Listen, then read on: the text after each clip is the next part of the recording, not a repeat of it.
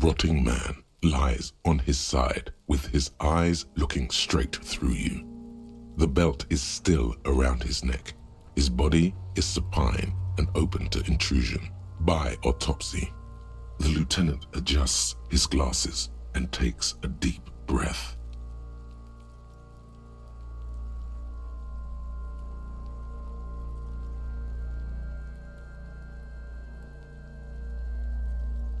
Come on, officer.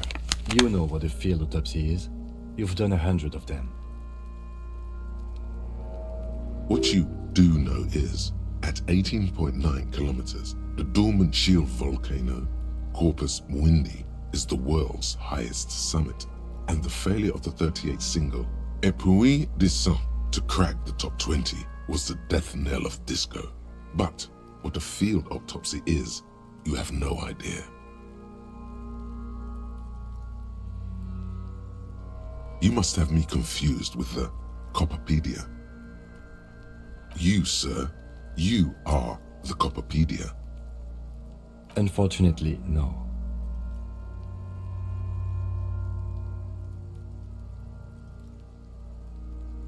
Let's not go glove hunting, please. Let's use division of labor. I perform the anatomical side, while you take notes.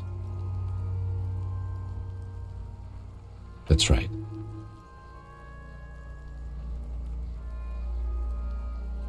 The dead man stares in silence as you crack open the ledger.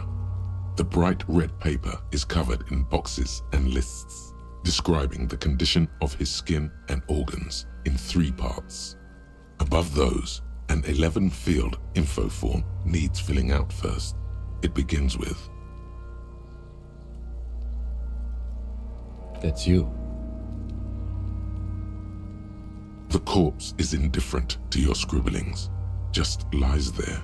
The next box says, KK57-0803.0815. KK equals Kim Kitsuragi. 57 equals Precinct 57, followed by his date 0803 and time of arrival 0815 on the scene. He's indexed the case after himself, not you. That's because he doesn't want to bring up the messy question of your initials.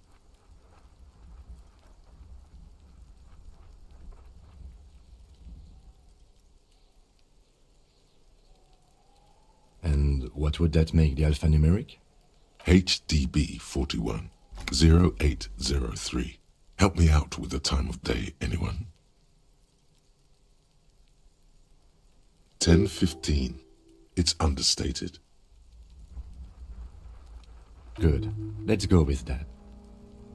NA. Next. NA. Roughly 50. Try 40. The damage is so extensive, it's better to err on the young side.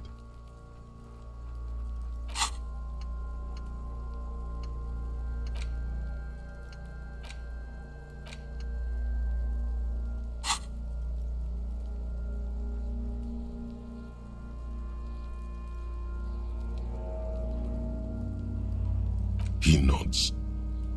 Mondial. Fair to olive-skinned, from the Isola of Mundi. This is as vague as it gets. You might as well say whitish. The pudgy mess of curdled meat looks neither mondial nor anything other. Fucky! Male. Pigs can have sex! Nor does he look male, with his pregnant belly and indistinguishable face. We're still going with March 4th, 51.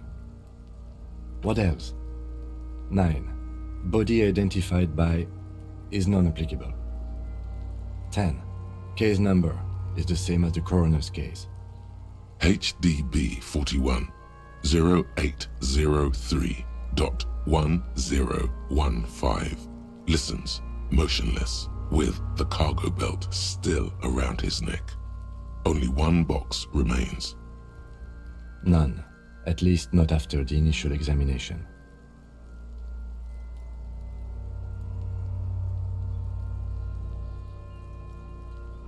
interfering with the body's position or wounds post-mortem.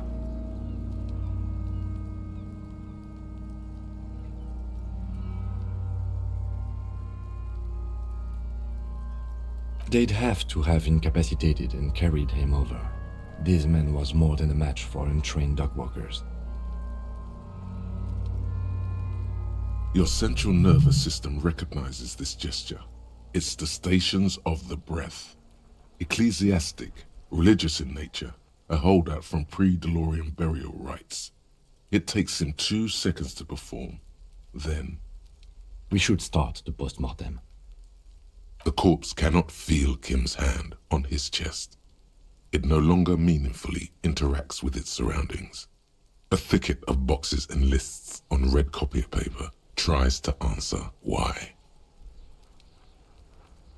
I thought we decided to leave it to processing. Let's not turn this into some kind of circus. Damn it, this is turning into some sort of mega puzzle. Okay, so you can sneak out of your room maybe, after he's gone asleep. Clothes. The deceased wears armored boots and white briefs. The make of the briefs is Babrodine, I think. Let's see. See, it's happening. Babrodine, yes. Inexpensive. Size M. Color white. The disappointment is palpable. The red-haired thing was expecting something more lurid. The boots are ceramic, vitreous enamel. They are fused to his skin from blood flowing downward post-mortem. Removal of the boots is left for processing. It would be clever of you to omit the boots altogether, sire. If you are to keep them for yourself, as you ought to, you have deserved them more than anyone else.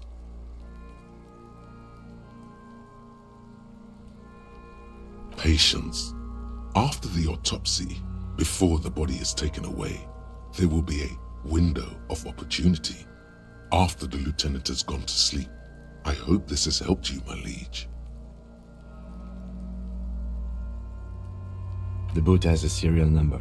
It's E50.100.100. The lines between the plates are in the shape of the alphanumerical. The number is purposefully concealed by the design. Tattoos. The upper torso is covered in a single continuous tattoo resembling a microelectronical circuit board. It reaches from the right shoulder to the heart. The ink is blue and white. The assistant has a color photograph of the markings to be added to the case files as document A1. The photo is taken on the scene using a Trigat Mini.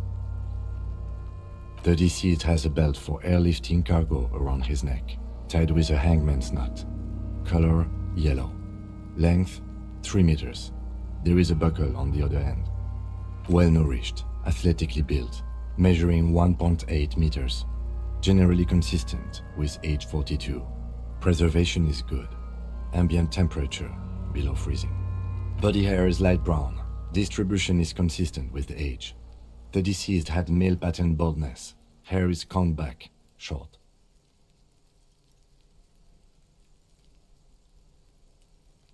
His hair feels wet, soaked with rain, cold to touch. Not that different from a living person after a swim. The stench is suffocating. Strands of dark brown hair start sticking to your hand, like thread off a rag doll's head. There's brilliantine in there. He's combed his hair back with oil.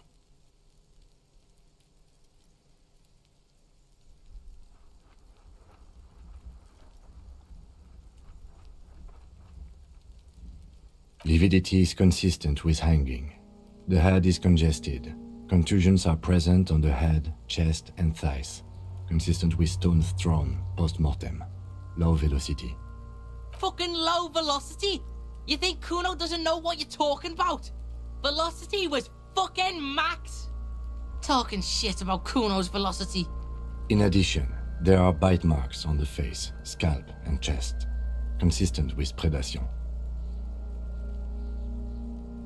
Ligature mark.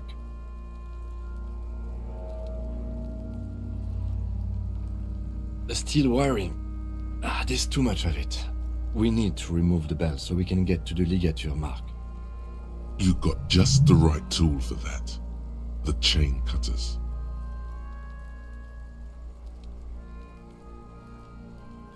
The hanged man lets out a joyous little bubble of rot from his nose.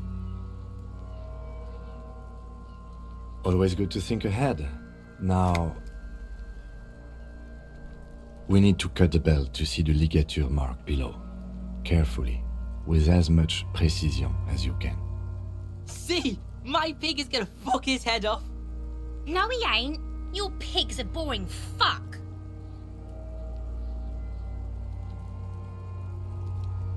The belt is equally tight around the whole circumference of his neck, swelling over the edges like white bread rising from the yeast.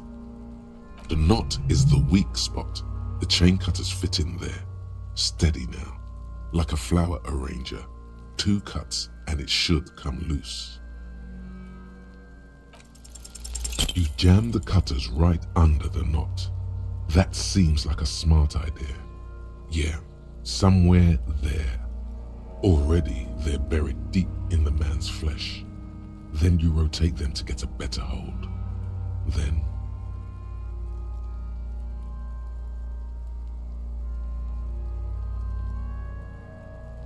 a really, really bad smell is coming from there now, and some kind of cracking sound. Yeah, fuck him! Fuck that faggoty! Corpse fucking time! Told you my pig was hardcore. I should have a go first. I think I have a strategy.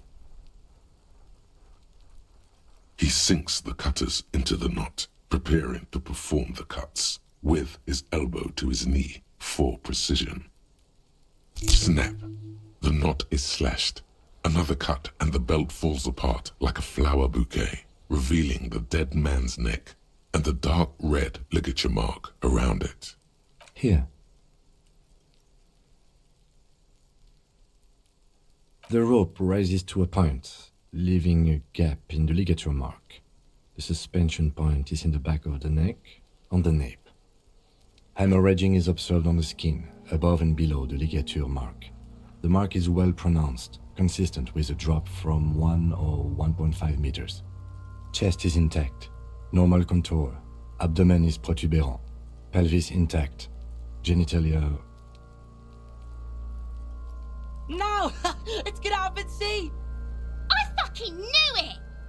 Genitalia is male and unremarkable. No evidence of injury. The dead man's penis is average-sized, congested from the downward collection of blood. The testicles are uneven in length, hanging underneath. The genitalia is greenish. Marbling is present around the crotch. Back is symmetrical and intact. Upper and lower extremities are intact, but asymmetrical. There are combat injuries on the right hand, thigh, and hip. In addition, I see smaller, residual scars, too numerous to count, covering about 30% of his skin.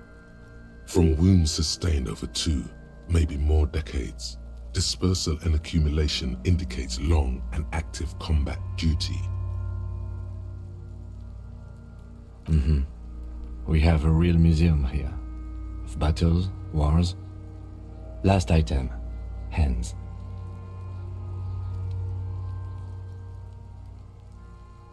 The hand is surprisingly heavy to lift, filled with decay liquids.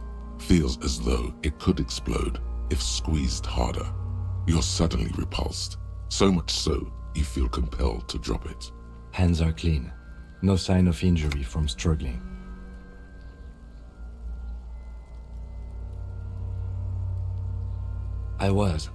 Maybe I'm just not seeing them. Honestly, the stench is making it hard for me to think at the moment. Ooh. That's all for the external. Well done. What next? Central nervous system. I have nothing. Do you have anything on this man's central nervous system? Of course, there is a moral to be drawn from it. A moral to this story.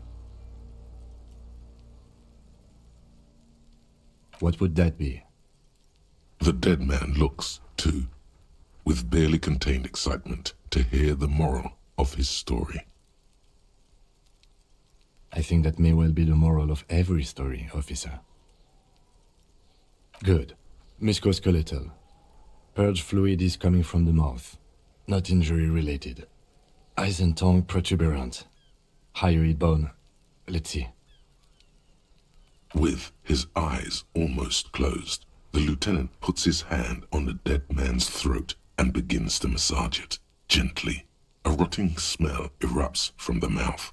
Purge fluid runs down his lips, black and viscous. You hear cracks as the lieutenant moves his sharp fingers inside the flesh, like the creaking of an old house at night. Yeah, jack that fucker off! The hyoid bone is fractured. The rest of the musculoskeletal system is intact. And respiratory system. Oral cavity shows no lesions. The victim has received dental implants, possibly after a combat wound. Mouth swollen. Hemorrhaging present in mucosa of the lips and mouth. No scream, no sigh of relief rises from the darkness inside. It's humid there. Sickly sweet air, unlike anything living. You feel like you're about to throw up again, straight in that mouth of his. It's hard. Once more, you taste stomach acid in the back of your throat. A contraction. Your throat pumps a little something from your stomach and into your mouth. You're forced to swallow, just to keep looking. Inside, you see darkness. Just a mess of meat and darkness. Hemorrhaging present in mucus. Hepatobiliary, Na.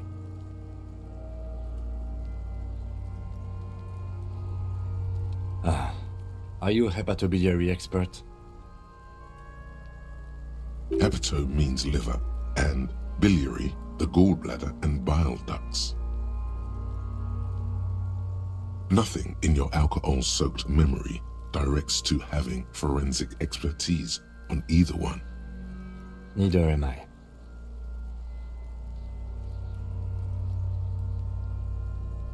Same for toxicology and serology, Na. Unless you have untapped reservoirs of knowledge there? Reservoirs? No, but do they take obscure trivia and odd tidbits? No. Like a toxicology screening?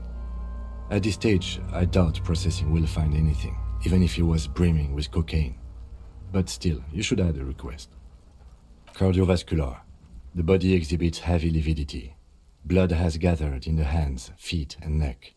Hypostasis is visually consistent with the hanging. Gastrointestinal. This will do. Digested semi-solid food in stomach. Voila.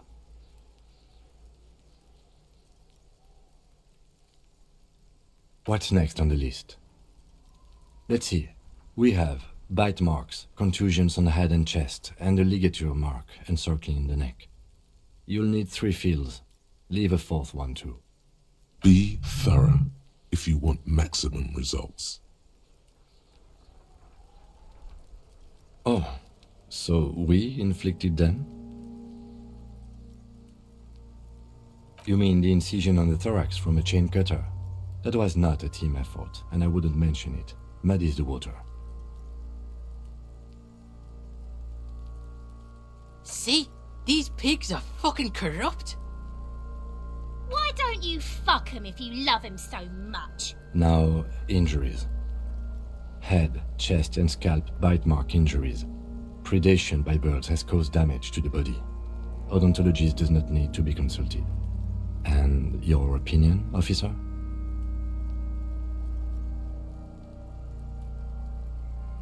Fatal injury by seagulls?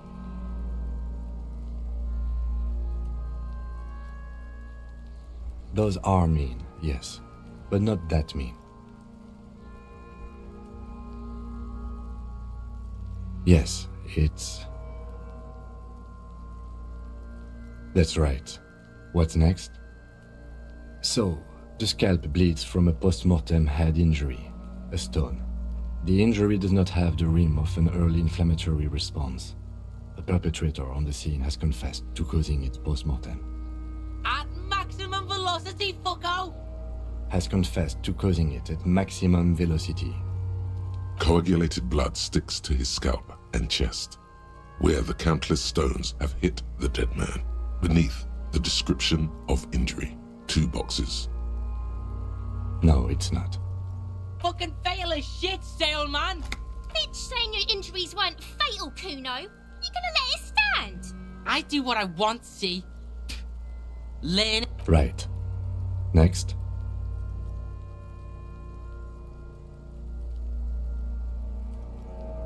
Nothing. Just in case. A dark red abraded ligature mark encircling the neck, with a gap on the nape measuring, let's say, 7 centimeters. The hyoid bone is fractured, the cervical column intact. I see hemorrhaging on the skin, above and below the ligature mark. Depth of the mark, 1 centimeter. No signs of clawing on the neck.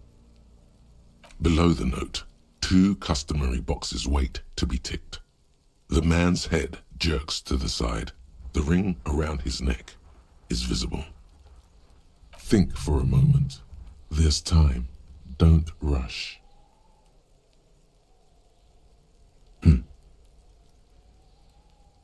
Why do you say that? Is it the Siegel murder again, or are you serious? Did you? I'm not so sure. I thought we could establish the cause of death here, officer. Now I think we should leave it empty. At least for the time being. If we don't like it, I can always amend this later, in my paperwork. Let's wrap this up. I pronounce this field autopsy over. It was an irregular field autopsy. We did not establish cause of death, which is supposed to be the goal of an autopsy. But, personally, I do not see this as a parameter for success. We also requested a toxicological screening. That was thorough. The results should arrive in a couple of weeks, if we are lucky. I will not hold my breath. We were thorough with the list of injuries too. We described them all in detail. What is there to say? Given the circumstances, it was a professional field autopsy. I need a copy of that autopsy form. Then I will drive him to Faubourg for processing.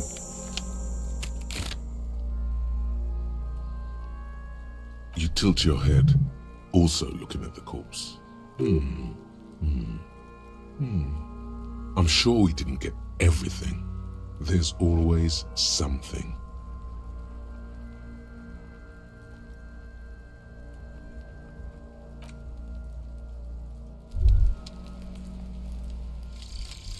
Lonesome, long way home. Here we go. Home awaits. Walk past Station 41 and through the market, past the Boogie Street spearhead to the other side of the lake, the frozen eye at the center of the district. Hey, what's that noise Then, down there? past the video rental store on the corner.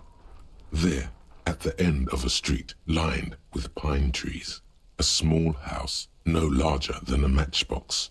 11 Voyager Road. You no longer live there. Those times are gone. And so are those people. It's been a week. Why did you come here? Why are you still here? And where's the dealer? You have to get back to work. That's all you have now.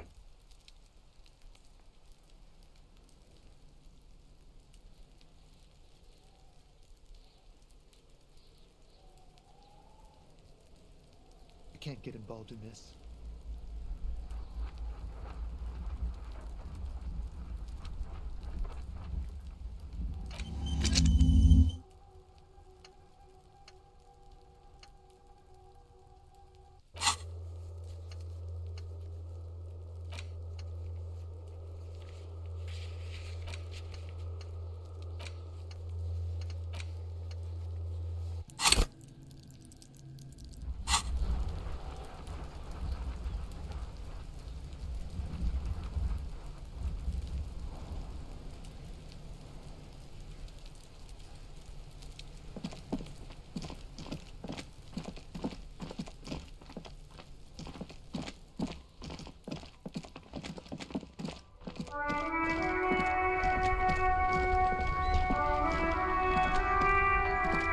The RCM in Martinez. What can I help you with? We don't see a lot of police around here, that's all. Of course. What can I help you with?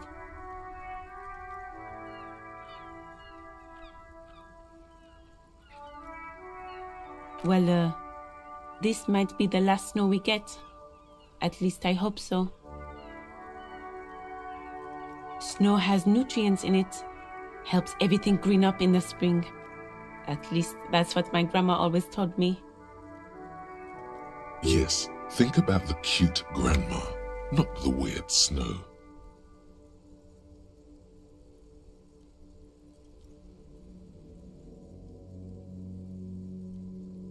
Nitrogen and sulfur mostly. And whatever factories and aerostatics exhale too, I guess. Stop looking at her. Look around. What do you see? That's right. And the canal, the bookstore, the harbour gates. This is a great vantage point for keeping an eye on you.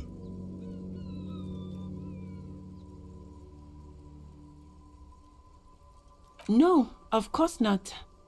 I don't understand what this is about. The kid did this, right? The red-haired rat? Can't say a sentence without or kipped. He's always giving me trouble. Maybe you shouldn't be. I mean, you do your job, but that kid is beyond help. And he certainly won't help you. You've been resting here for quite a while, haven't you? Yes, I'm tired. I understand. The RCM isn't welcome here, and the locals want to keep an eye on us. There's silence, the smallest of smiles. That's okay, miss. Do what you have to do. I think we're done here. Let's go. Excuse me? Oh, well, I didn't write it there. I'm just sitting here. I don't know anything about that either. As I said, I didn't write it. Pig is a widely used term for members of the police. It's not loving. No need to worry. We are not saying you did. Okay. Well, I didn't. Since the street sign's messed up? Okay. What do you need?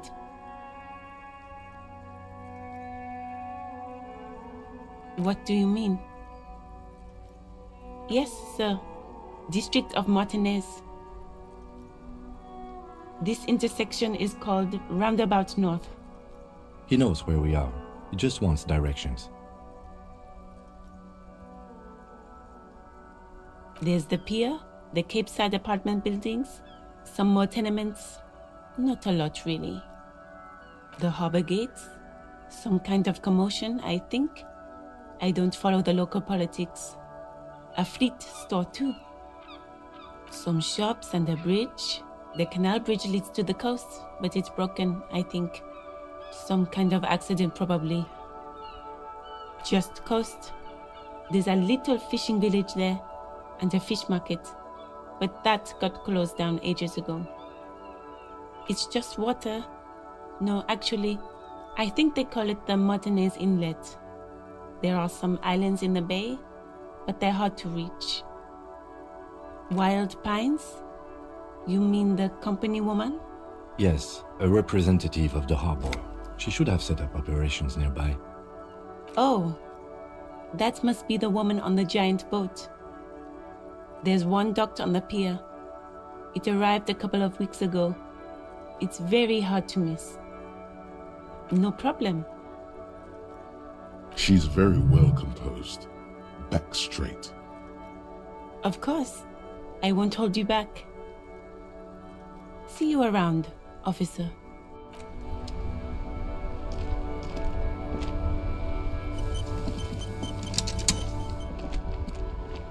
I am a gander and a hunter and a gatherer. Feel like a traveler. A simple little cadence. He seems to be making it up as he goes. What's the jam, my man? The air from the east is thick with the smell of crude oils, heavy metals and other byproducts of the modern era. You can almost taste it. It's a traffic jam for the ages. Harbor gates up the street are shut tight, no explanation given. Workers on strike, scabs agitating, an all-around clusterfuck.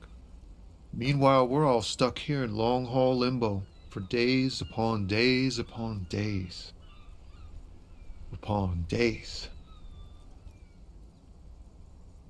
Feels like forever. Like I was born on this here roundabout and this was all I ever knew.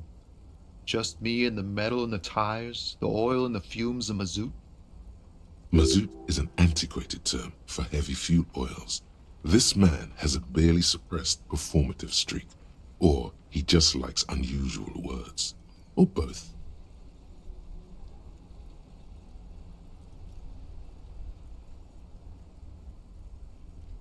Yeah, imagine. It's been a whole week already. So tell me, what do you need?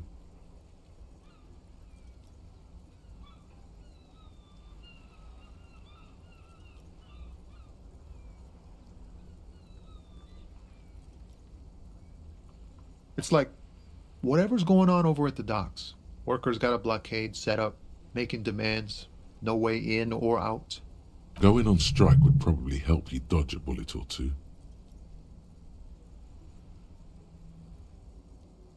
Some pretty wild stuff, I hear. Like a giant new power crane in half the company? I forget what exactly. Good on them, I guess. I've heard talk there's a company rep in town, too. Like, a strike negotiator type. They'd know what's up. Precise demands and so on. Ah, yes, from the Wild Pines. We'll meet her soon enough, I'm sure. They want to keep that money flowing in, my man. Ka-ching. He doesn't blame them, but he's not on their side. That's for sure. Maybe you should. Cops don't get paid much and the hours are long. Plus, you can get shot. Why not? The RCM is a self-managing organization that operates on donations. We promote our own leaders. It would be like striking against your own mother.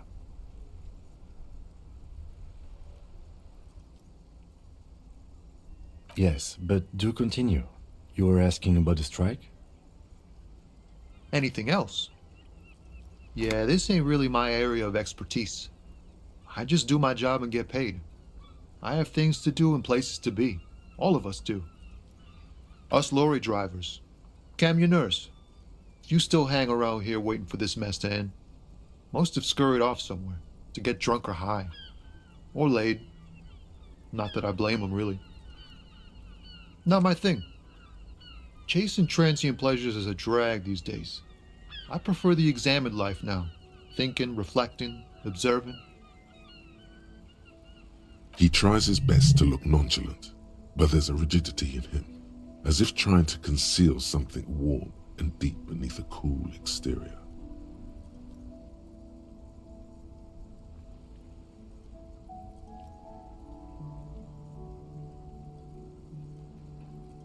He ain't one of us drivers. I know that. All accounted for. Otherwise, I haven't really asked about that. Been wasting time right here. Keep him busy. It's easy to see he's telling the truth. He's kept his nose out of the dark stuff. Analyzing the fundamental structural and psychological conditions of being stranded in the midst of a sea of motor lorries and their sad, despondent chauffeurs. Ask for his conclusion. A sense of surprise there ain't more bodies hanging from more trees. Oh, high-grade narcotics, illegal firearms, stuff like that. Relax. He's merely joking.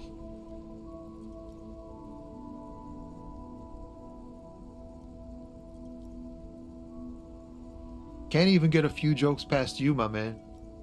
I've got another haul of found cargo. Mostly sporting goods, tracksuits, and that kind of thing. They usually get shipped to Grad in the Occident, though we've been making headway in the Il Moran market lately.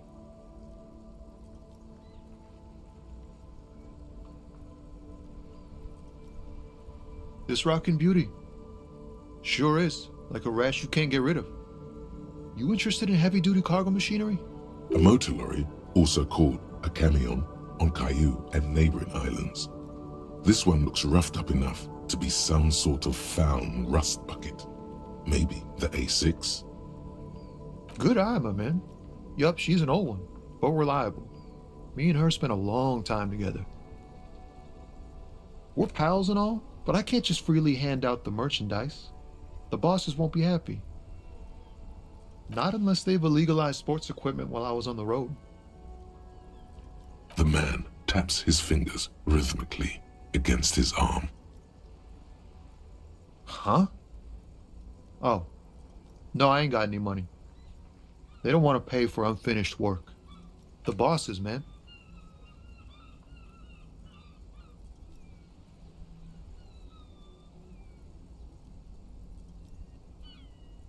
Makes sense. It sucks is what it does. Don't be a stranger.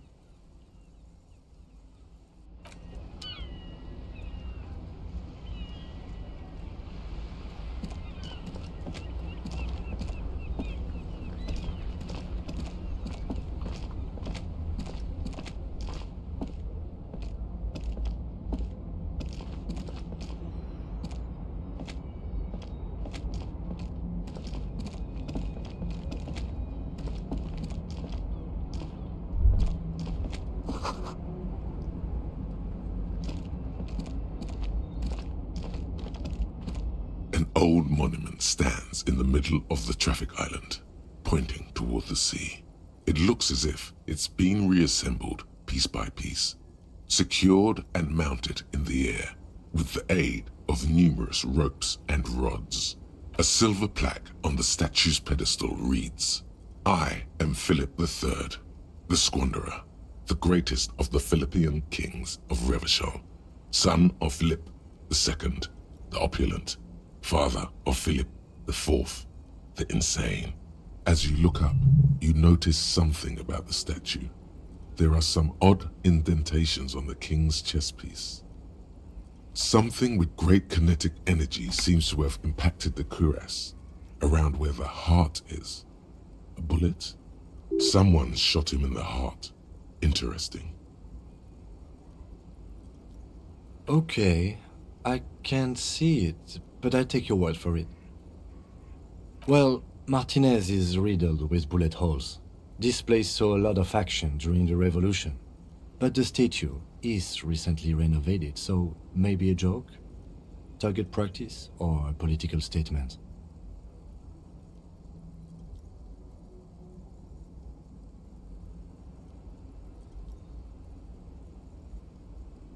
Why not? What this shows us is guns aren't too uncommon here, and people still shoot them, sometimes at kings. The king stands high above you, surveying the bay, mute and indifferent to your sightings. Even by the standards of the Philippian kings, old sumptuous Philip was known for his profligacy. Well, he blew through the whole national treasury, starting the decline of one of the penultimate century's greatest superpowers, the suzerain of Revachol. His own maladministration foreshadowed the fall of the monarchy during the anti-centennial revolution, an end to his family line and the monarchy on the Insulindian Isola. Stories have it that he had his bedroom converted into a treasure chamber, where he stored unfathomable wealth, Krugerrands, bars of gold, ornate weaponry, armor, and various chalices. He called it the Sol Aurum. It was obscene. There were whispers he slept on a huge pile of gold-dipped feathers, like some obese dragon, instead of a bed like a normal person.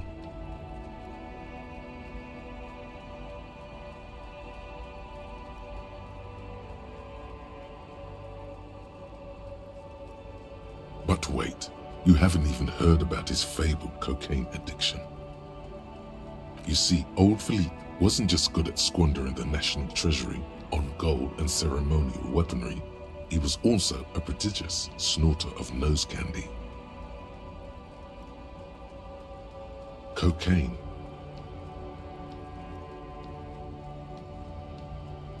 That's what the revolutionaries said 150 years later, right before they emptied out the royal mausoleum and dumped His Majesty's mortal remains in the Insulindian Bay.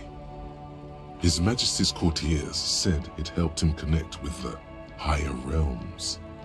Beneath the cold waters of the Insulindian Bay, thrown there by the revolutionaries after they cleaned out the royal mausoleum. The original was blown apart by communards, then further damaged during the landing of the coalition's airships during the turn-of-the-century revolution, when Martinaise was leveled. Most historians think the coalition's hasty landing may have ultimately saved the statue. If the communards had more time, they would have reduced it up to even finer pieces. Some years ago, a group of liberal, artistically inclined individuals, designers mostly, thought it would be ironic to restore the statue of the most wasteful ruler of Revachol in the poorest part of the city. The statue is supposed to capture the moment it was blown apart, like an instant frozen in time, a rare butterfly trapped in amber, floating on a sea of shit.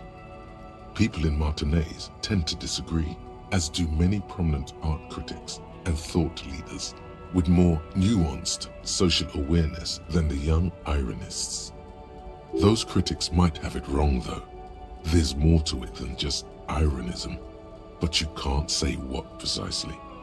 Perhaps this art mystery will be solved at a later time. Philip III, the squanderer, however, with his bronze face up in the air, doesn't seem concerned about what the hoi polloi think of him in death. Not that he ever did in life either.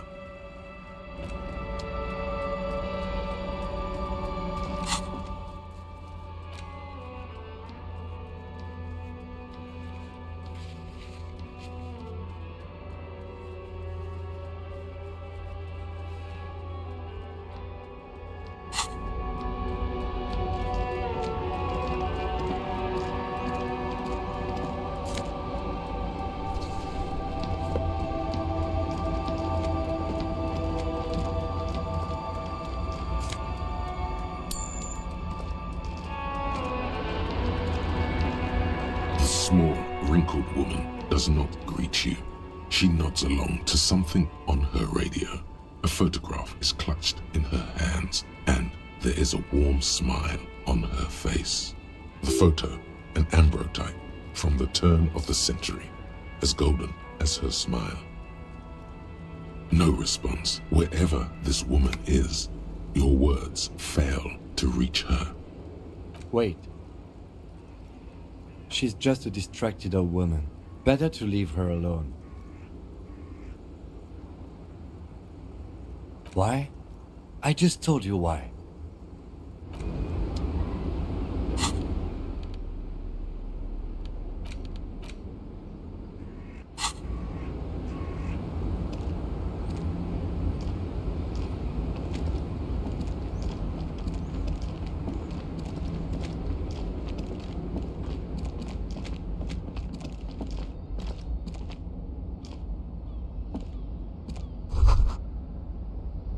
A Stars Ryko, one of the finest Zhimsk-made motor carriages ever. An oldie, but a goldie. Not many people outside of Grad, and Revachol West too, it appears. A Stas Ryko KK2. That's a classic model. Never thought I'd see another one repainted after what happened last time.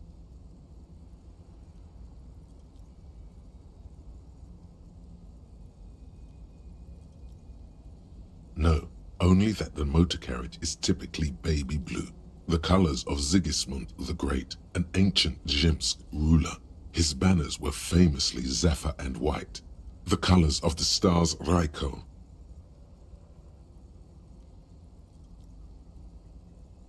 That's, well, yes, exactly it, more or less. Except it was a crowd of them. Tore him out of the vehicle and ran him over with his own tires. They said it was an honor killing, Hussar style. The gym's community protested the trial, flying the colors. 5,000 came to protest. Correction. 4,395. The fourth largest public protest of a criminal trial in Revachol. Is that so, officer? I'll take you at your word. People we are paid to protect. Let's leave it at that.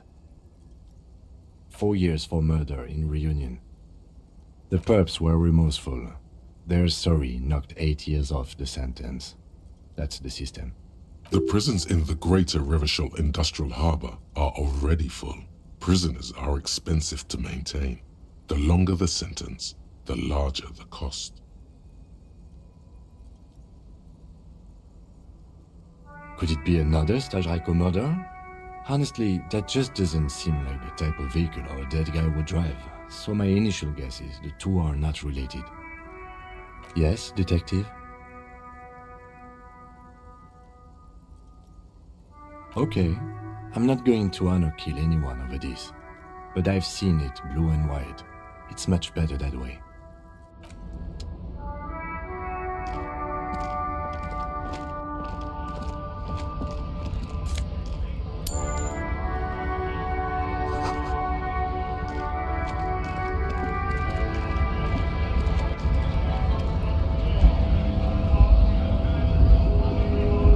Bastards!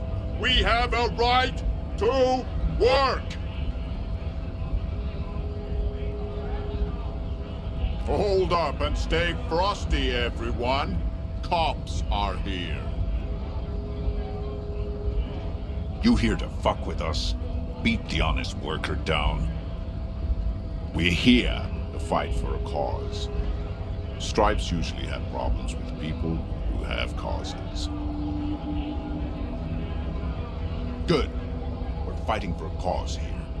Right to work! Besides, we're not that different. It helps if people see us talking, cops and strikebreakers together.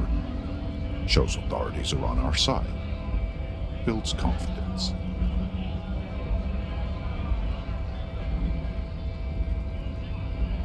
Rights of people, rights of workers, to have gainful employment, to make a salary, and feed their families. His manner of speaking is wooden, the tone of voice bland and uninspired, almost as if compiling replies from a set of learned phrases. Might be time. Don't let the fat bastards tread on you. Cops tend to side with the higher-ups, but you're essentially still workers. I don't trust cops, but I can see you understand the Right to work! Right to work! Maybe you should ask them the questions, like why we're not allowed to make a living here. Shame on you! We have families to feed, you piece of shit. So do we, Scott.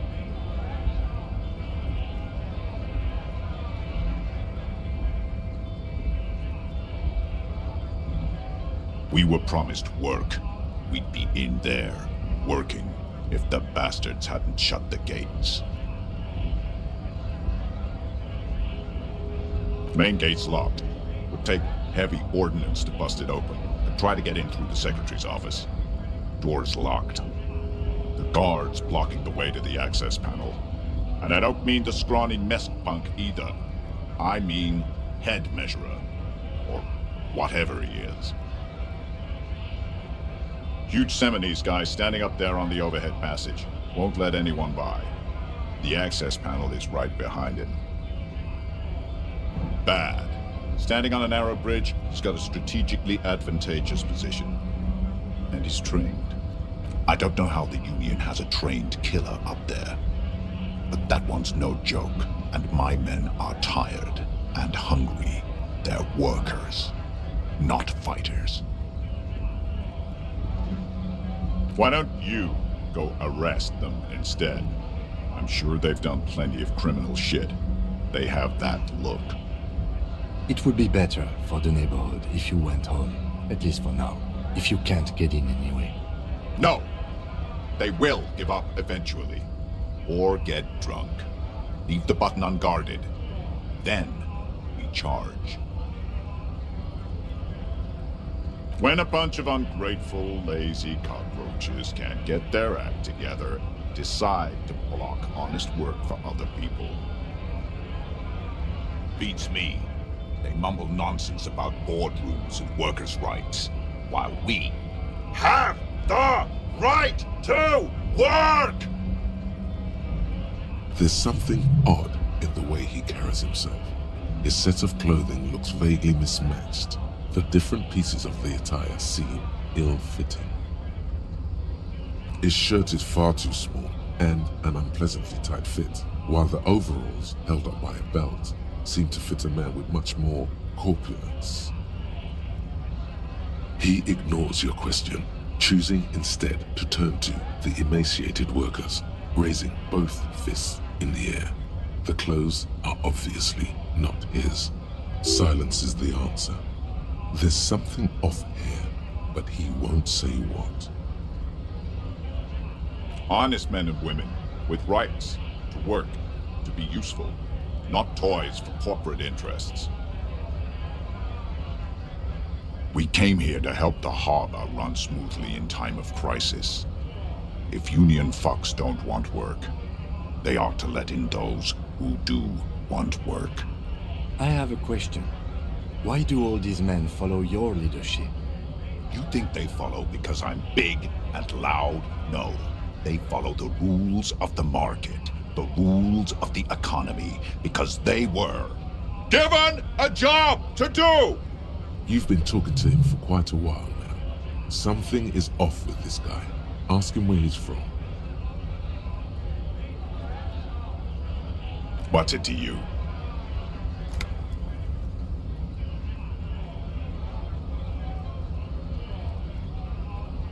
Am I a suspect?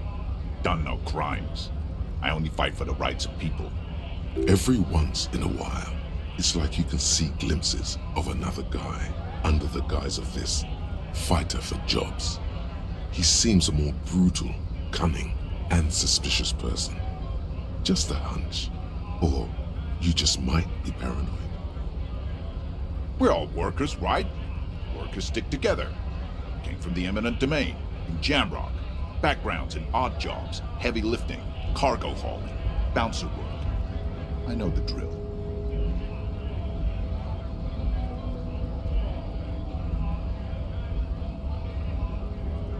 Worked at Territorial. Ring a bell?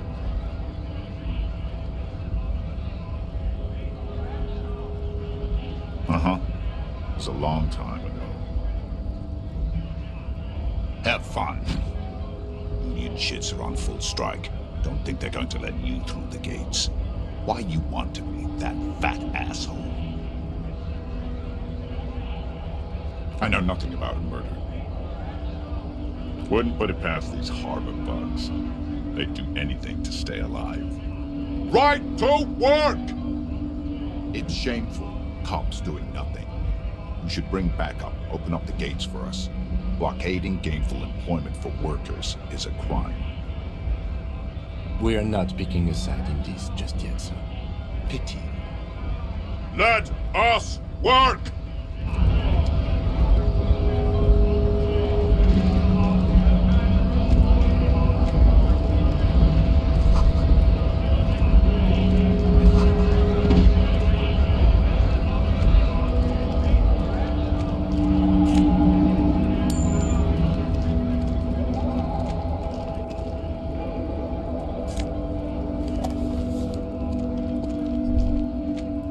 Welcome to Revachol.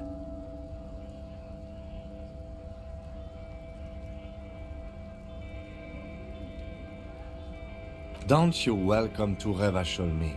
My grandfather came here from a 3,000-year-old racist isolationist culture, while your ancestors came to this island a mere 300 years ago. Every school of thought and government has failed in the city, but I love it nonetheless. It belongs to me as much as it belongs to you. It's men like you who keep Revachol divided, making it that much harder for everyone to climb out of this post-war limbo. What he means is, fixation on the Revacholian nation makes it harder for Revachol to actually attain self-determination.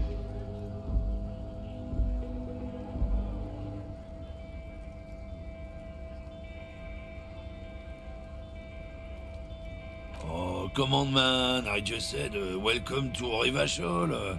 It's a lorry driver thing. I know exactly what you meant. You think my kind doesn't belong here, that I should watch myself and behave. But you see, I'm an officer of the RCN. It's actually my job to make sure you behave. I would advise you to remember that. Silence. The air between them becomes tense. Your partner needs backup. Now's your moment to shine.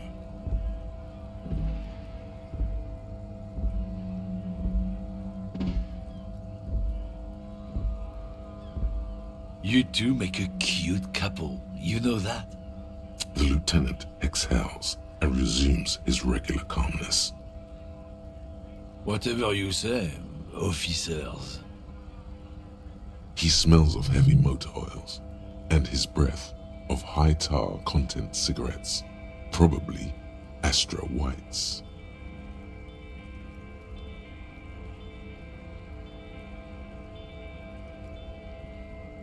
Oh, not much anymore. I'm here to pick up some cargo, but the dock workers are on strike, so it's a sit and wait on your ass situation. The strike? Oh, they've been at it for a while. A month, 2 months maybe. But this here is just the last week or so. Apples? Apples is exactly the kind of thing you'd say if you had something to hide. Yeah, apples? I take it you had other questions? It's about biological determinism, natural law, the sorting of the races. Not the most popular topic nowadays, with a coalition in charge and all. You might want to change the topic. That is, bury your head under the sand like common sheep.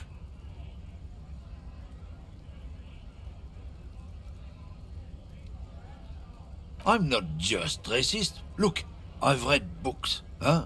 The science of racial theory has all been proved, even if some people don't want to accept it. People who've studied these things say that you and me are superior by design. So, naturally, we Occidentals should be in charge. Obviously, you can see the merits in that. So, lately we Occidentals have experienced an unfortunate downturn when members of the superior race cease to believe in their innate superiority. They stop competing for resources. The problem? The damn kips are showing a real good game lately. Same with the mosquitoes. And the other intruders species too. They're on the precipice of cultural victory. Cultural victory? What is this then? It's what the kips of Boogie Street are going for, right under our noses. And the others too, on the radio. Heard any chansons lately? Heard any motetos or leader? No. Dominating culture is how they plan to win. They say so themselves. It's true. Also, you need to realize the dangers of mixing races. Who knows what might happen if people don't stay in their birthplace? You might end up with a new sub-race, with unknown characteristics, leading to extra competition. That's why you've got to control the offspring. Don't push your luck, Runt.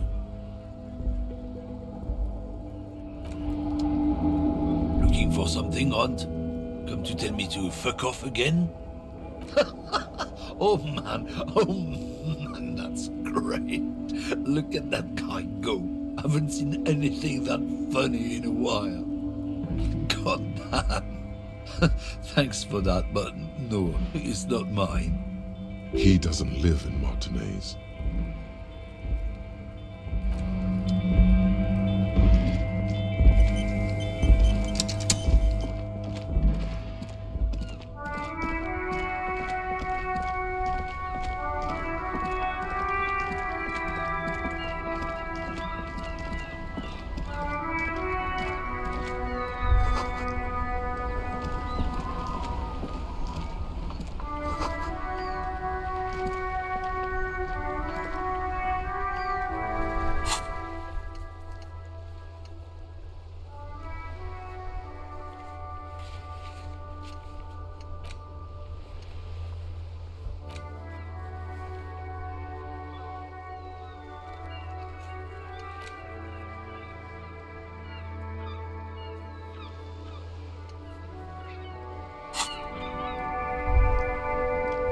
Yes?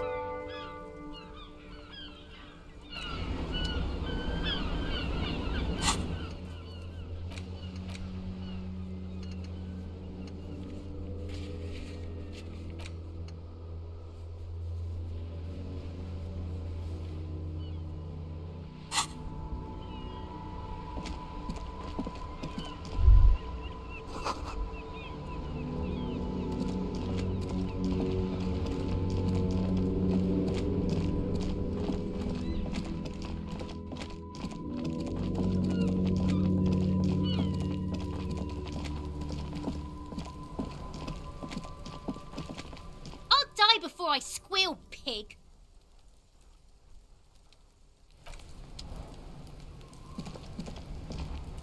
Fuck does Kuno care? Kuno doesn't...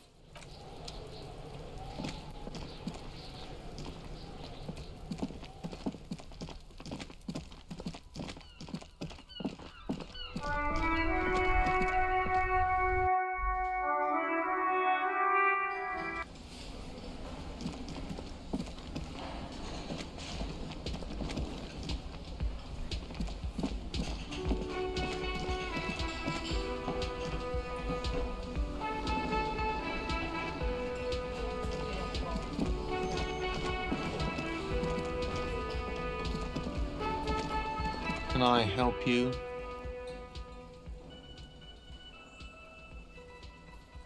Thanks. I hope you found what you were looking for. How strange. I certainly didn't put them there.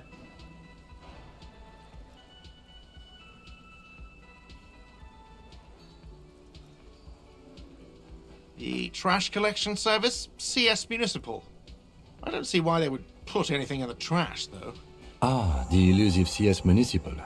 I doubt we'll be able to track down who was sent here last and when. This will have to be one of those little threats that solves itself down the road. Thank you anyway. Sylvie had the keys before I got here, and I can vouch for her. I can vouch for all my staff. None of us would tamper with the crime scene. I think fugue states are more your forte, officer. Yes. Another thing. Great. I love those. Yes, not the whole damn union, thank God. Just the nastiest and loudest faction. They come here in the evenings. Dumb, unruly types. Think they're big shit.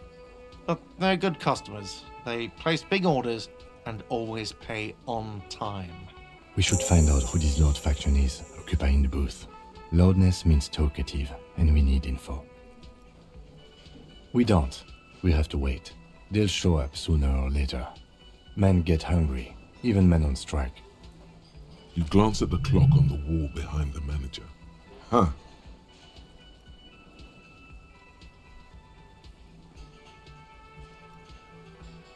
Good question. They're probably getting drunk or protesting something somewhere, or laying low after the, lynching. They probably fucking killed that guy or something, and that's why. I have a feeling we'll make their acquaintance sooner or later. Yes? Yes, have you got it? A lot. A lot. For the room, drinks, and broken window, 130 real. Like what?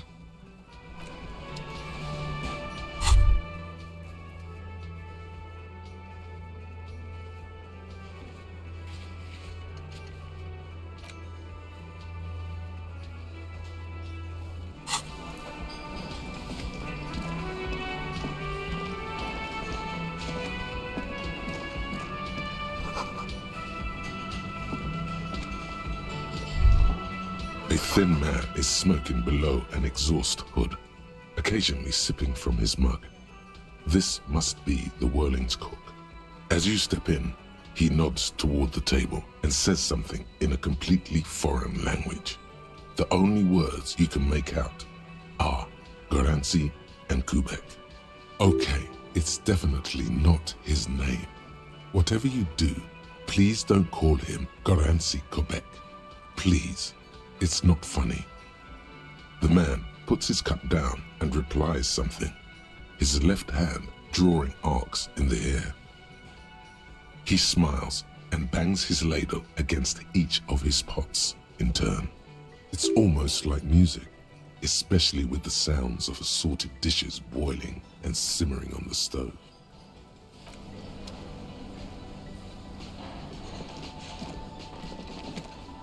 You see a heavy steel door with a prominent dimpled lock. It's painted blue. You do? It's a door in the back of the kitchen. Why do you care where it leads?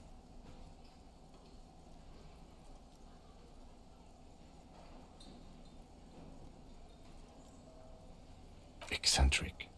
But okay, I suppose we could look into it. As a side investigation. It's hardly a side investigation. You already have a name for it. Gart is the person to ask about this. The cafeteria manager. The cobalt blue surface feels rough to touch. The stainless steel door is flush with its frame on every side. Old cobalt paint, rough on the fingers. 40, 50 years since this was painted, maybe. It leads to a side building, adjacent to this one. The old building next to this, half ruined. Whatever is behind it must be older.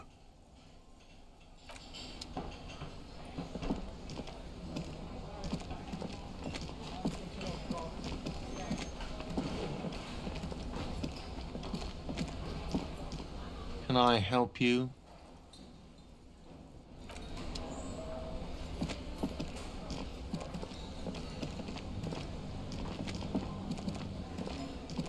The man ponders his cooking utensils and gives you a little nod, acknowledging your presence. He looks up at you, then looks away quickly, shrugging and muttering something to himself. Shrugging is an international sign for, no, I don't know what's behind that door.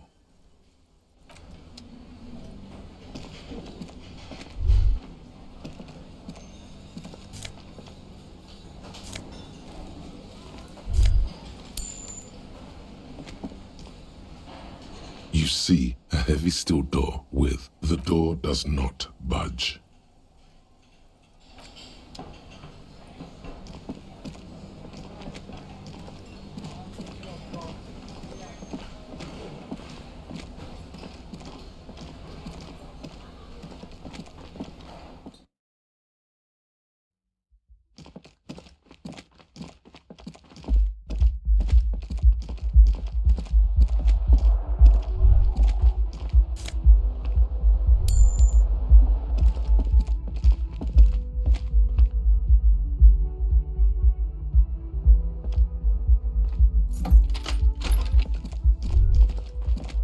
Kim also tries not to look at the pile of taped viscera on the carpet, or the weird suitcase on the hat rack, or the potted plant dying in the corner. But it's all just too morbid to ignore. The man is finding it hard not to trip on the tape, and not to send any of the bottles rolling across the floor, where unidentifiable sludge makes it hard for him to breathe.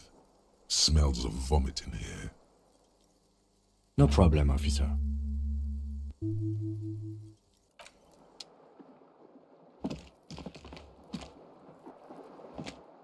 The bed is cold and not particularly inviting, but it's yours.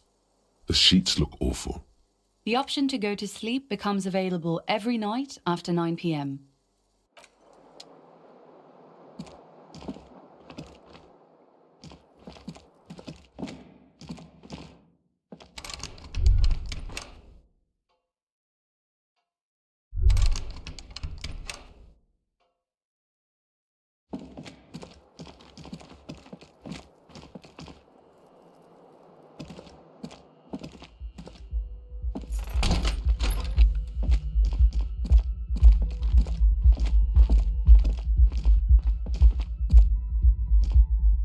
The door is closed.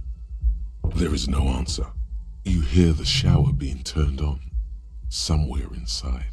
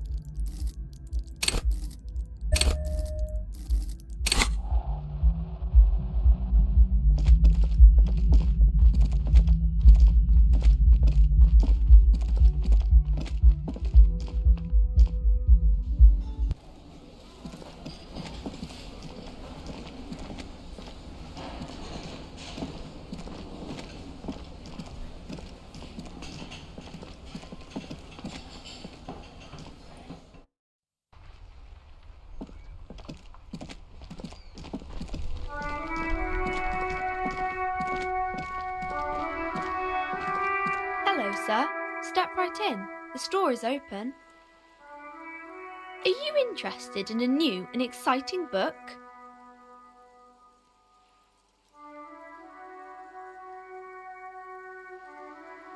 It's a bookstore, sir. We sell books, postcards, and some board games. It's called Crime, Romance, and Biographies of Famous People. Books? Postcards? Easy. Even a kid would know all of this.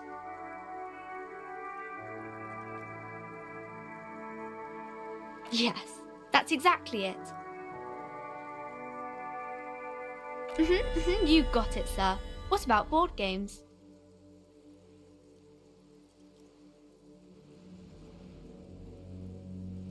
Okay, sir.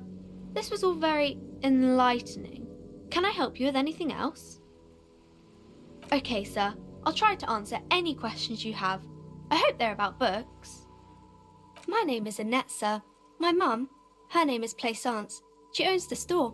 She's inside minding the register or organising the stock. Feel free to step in and browse our wares. I'm signalling that the store is open. Otherwise, people might not know. They'd miss out on the crime, romance, and biographies of famous people.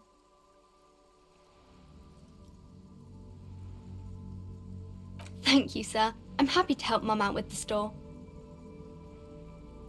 I do my studies at home at the moment. I have to help Mum keep this place running.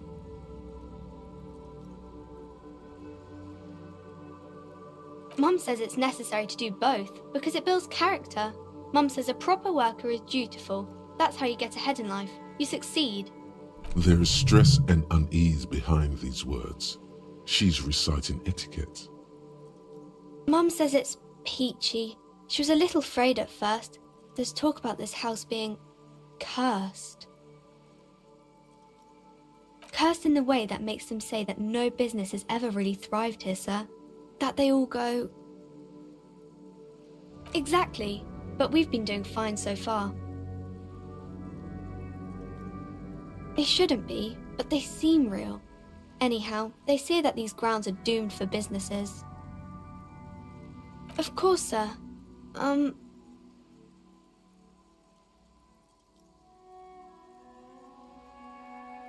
Crime fiction is about murders or burglaries or things like that, and the work of a policeman or a private detective who's trying to solve a crime and catch the criminals.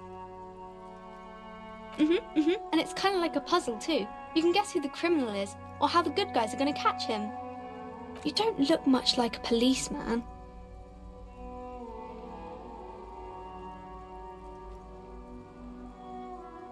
Didn't mean to offend, sir. Sorry, sir. It's just that you don't look like Dick Mullen.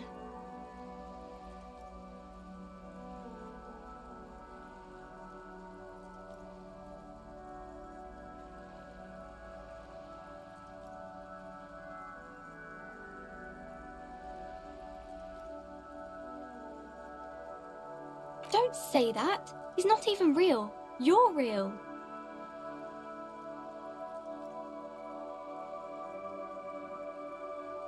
Cheer up, sir. It's much easier being a fictional character. He doesn't have to deal with real things. Maybe you can show me some real deductive police work, sir. Like in the books. It's the type of book where there's a rich lady and she has to choose between the good man and the bad man. Or there could be a story about a poor lady getting a rich man. It's about man and lady business, sir. It happens, but usually the guy gets rich in the process, or should actually be rich himself, but has lost his family property unjustly, like during the revolution or something. Those are unhappy books, for most of the pages. People sad about what they have lost, but then it all turns out just fine in the end. These are not very common. You can't have a choice between bad and bad. Nobody wants to read a story like that. Well, maybe then it's fine. Maybe if the lady then decides not to pick either, because she doesn't need a bad man. Yes, that would be interesting. That's really not a proper romance story. That's more like everyday life. Not in romance books, sir. These are about nice and pretty people, and everyone is happy in the end. I haven't read many of those. Maybe you should ask Mum. I don't think it's a romance story if the main characters break up, though. No, I don't know. Yes, she knows books, definitely. What was that? An idea for an unfinished novel stuck somewhere in your forebrain?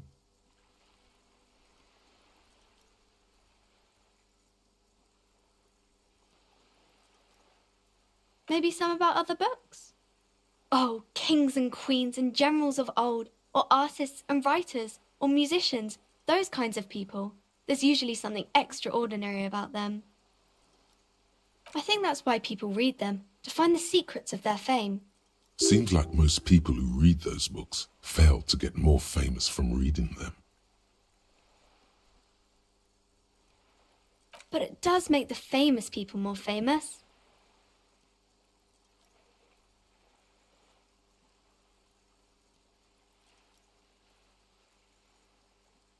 Why would they do that, sir?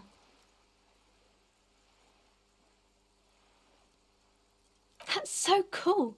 Maybe they'll make you a book cover picture and everything. Standing over a dead body, holding a gun. The girl keeps her hands folded, hidden. Why is that? What do you mean, sir?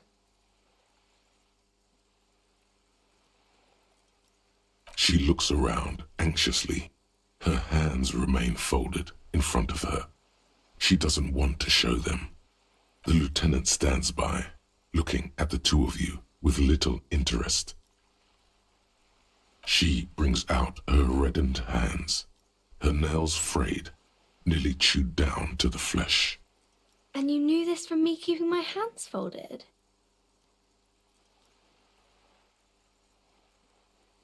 Well, that proves nothing. Anyone could do an easy deduction like that.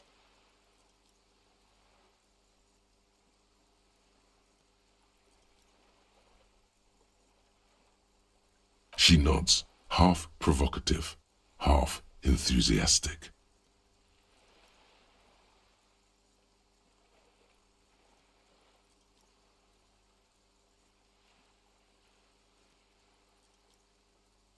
Maybe so, sir. Okay, I know it's a bad habit, and I shouldn't.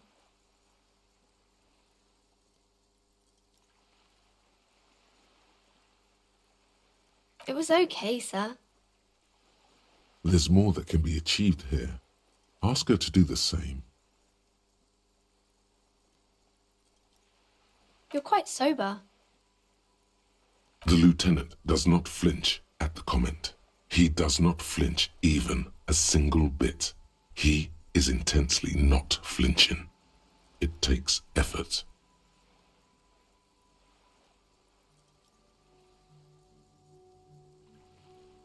Because you usually aren't.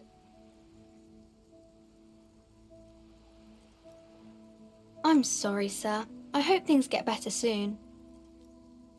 There she stands, swaying on her feet, assaulted by the early spring breeze.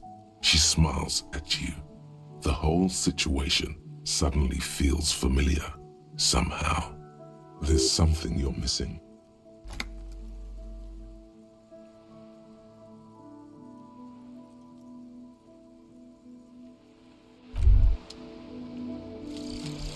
Aces high. For the rest of the world, the aces high is just a cool Revachol thing, politically neutral. In Revachol, it still holds revolutionary connotations. Also, have you looked at Lieutenant Kitsuragi's clothes? He wears a bomber jacket, just like the ones worn by aerostatic brigades, and those cargo pants could store tools for hotfixing your aerostatic. Maybe you should ask him about this.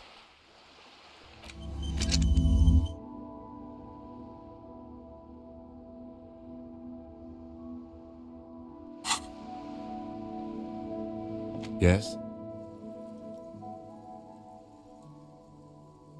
What about me? What? This? It's just seasonal clothing. Where is this going?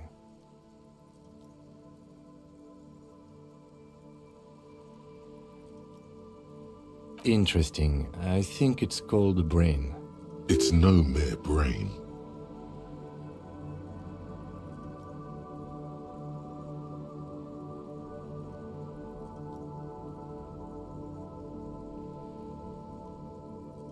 Okay, Art Cup.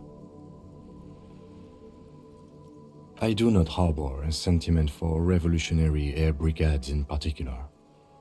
Okay, I wanted to become an aerostatic pilot. Then I turned 10 and realized we no longer have an air force.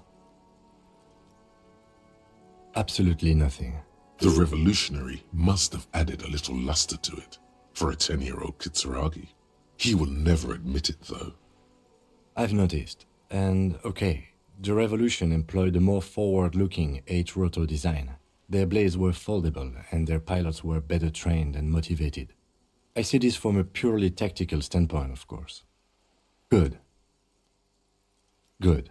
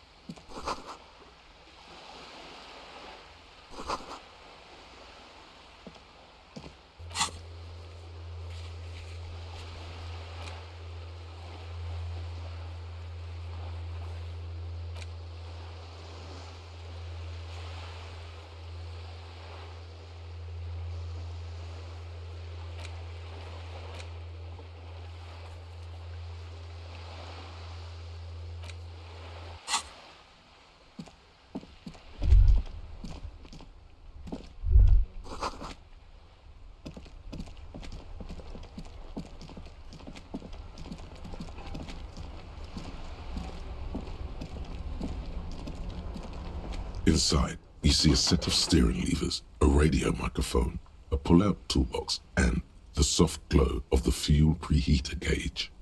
All right. Ready? I turn, you press start. It's next to the preheater. The dashboard lights up with orange glow. The rounds per minute gauge jumps, and the engine of the Caprice Canadian comes to life with a whiny growl.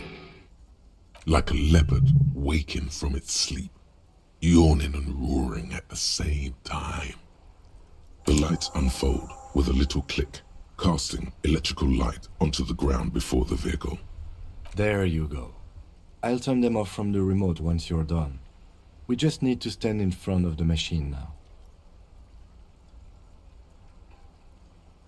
This is Precinct 57. How may I assist you?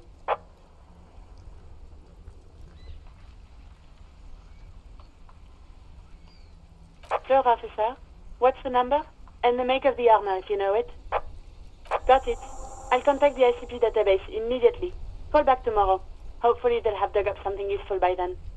The International Collaboration Police, ICP, is an inter-Isolari law enforcement service, the crown jewel in the moral intern diadem, alongside EPIS and the coalition government.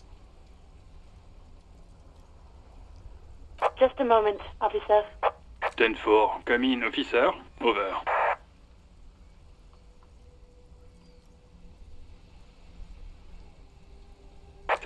I hear you.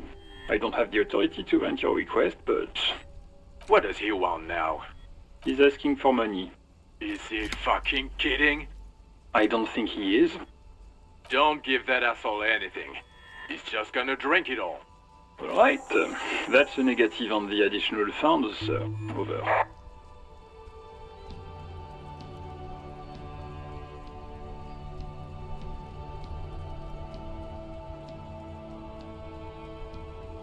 He says it's important to the case. He isn't getting a red cent. You can tell him that. Request denied, sir. Over. He says he's in trouble, doesn't have a place to sleep. Well, I guess he'd better crack the case before sundown then. Vigmar said...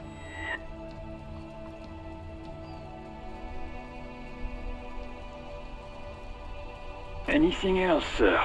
Over. Okay, 10-4, sir. I hear you. Relay your question. Wait. Before you say anything stupid, think it through.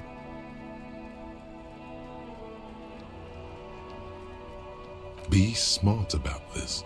Ask if he's there alone. 10-4, sir, I'm not hearing your question.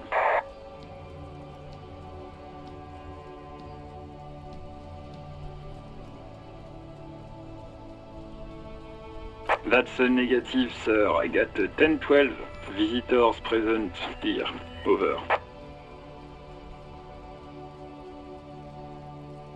Understood, sir. Over. Roger that. 10-10. Over and out.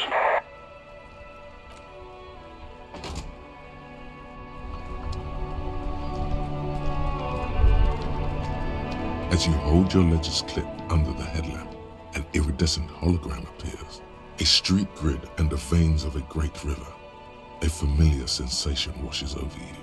There she is. Revachol West. Around the borders of the watermark are dozens, no, hundreds of micro-perforations.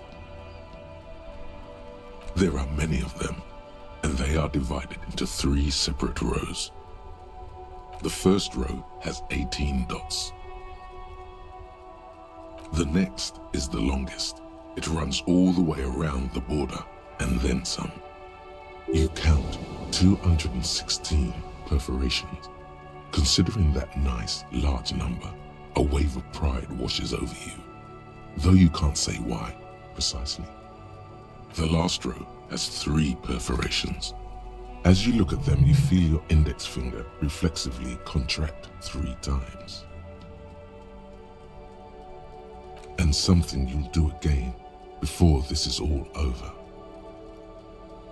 The rectangular watermark is overlaid with the logo of the RCM, and yet the major arteries of Revachol are all recognizable. They shimmer in the Kanema's headlights.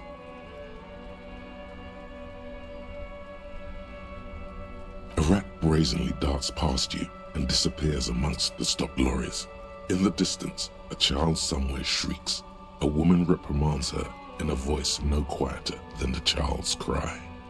Ah, Martinez. Let me see.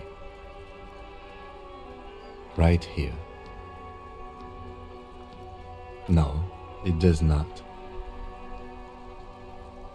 Those are perforations. They represent your record as an officer of the RCM. They are your statistics, as it were. I should have guessed you'd keep a record. Officers often do.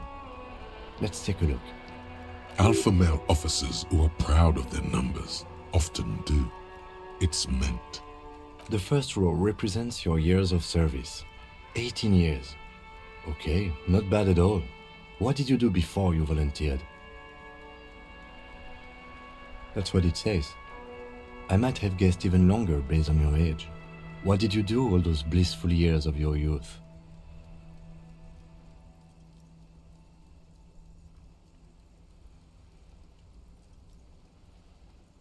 Fair point. Let's move on, shall we? This next row, the one that wraps all the way around, is your number of closed cases. Closed is good. It means finished. You've got, let's see... Wow, more than 200. It's quite a lot, even for someone who's been on the force for nearly 2 decades. Usually, clearing more than 10 cases a year puts you in the 90th percentile of all RCM officers.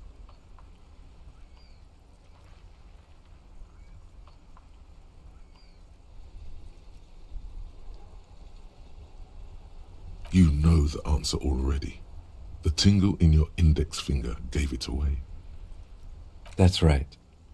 How did you know? Ah, right. Sometimes the brain's able to preserve certain responses even when conscious memory has been, let's say, misplaced. For an RCM officer, especially Precinct 41, which is in the Jamrock Quarter, it's rather tame. I mean that in a good way. There are certain officers who treat their kills like some kind of ghoulish game. If they do happen to solve a case, it's usually by accident. But it seems as though you are, or at least were, one of the good ones. So we have that to be thankful for. The lieutenant nods. Right. I'll go turn off the lights. You can now see your statistics on your journal page, to the right of the task description.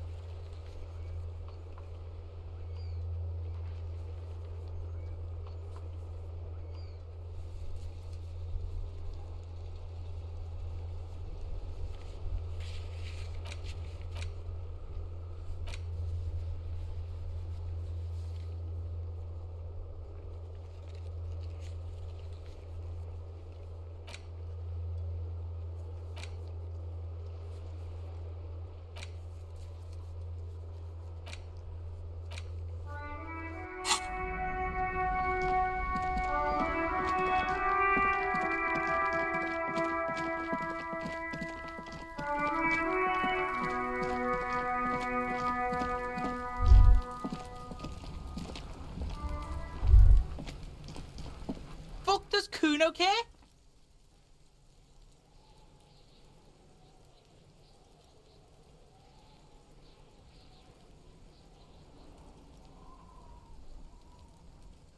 You found Kuno's secret door to Kuno's secret shack. It was closed for 5,000 years. How the fuck did you get in?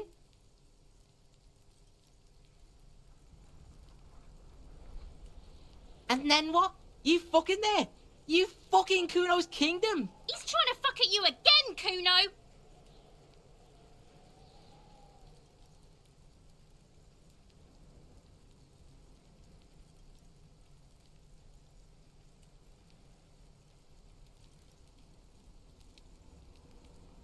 Is it? You got pretty fucked. Kuno's surprised you've still got your head after all that. Don't sweat it, drunk pig. Kuno will keep your nasty secret. Kuno's not snitching. He's saying you climbed up there. He probably saw you do it. Yet, that conclusively explains how the coat got up there. Oh, that? Kuno decapitates pigs. That's just a Kuno demo tape.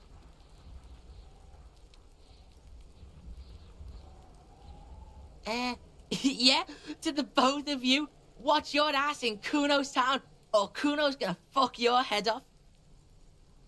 That's where Kuno gets his daily hit of electric. Kuno Shazam. Kuno rides the fucking lightning in there, pig. Bet you'd like to ride the lightning too, wouldn't you? You feel tired and old, but you could have that sparkle in your eyes. Course you fucking can. How do you think Kuno made all the docky boys his gimps? Just gotta fly, pig. Not for you, pig. Kuno can't wait to see you get all scared and shit your pants. Kuno can't wait to see you shit your fat pants. That's all there is to it then. Don't be a pansy. Just jump. It's a vitamin, pig. Don't you know anything? You could use some. Yeah, it's the mag. You fucking need that shit to stay on top of your game. Kuno goes through like a tube a day, rips mag like a motherfucker, and you could use a bottle. Oh, don't teach him, Kuno! He's gonna use it against you, Kuno! You're not getting this, pig. It completely takes away the hangover. It's like you didn't do anything. Like you stayed home playing with your choo-choo. Fuck you, pig! Don't do mag! You're gonna OD and you're gonna fucking die! Good call, Pigmeister. Don't come and talk to Kuno about his kingdom. The fuck about it?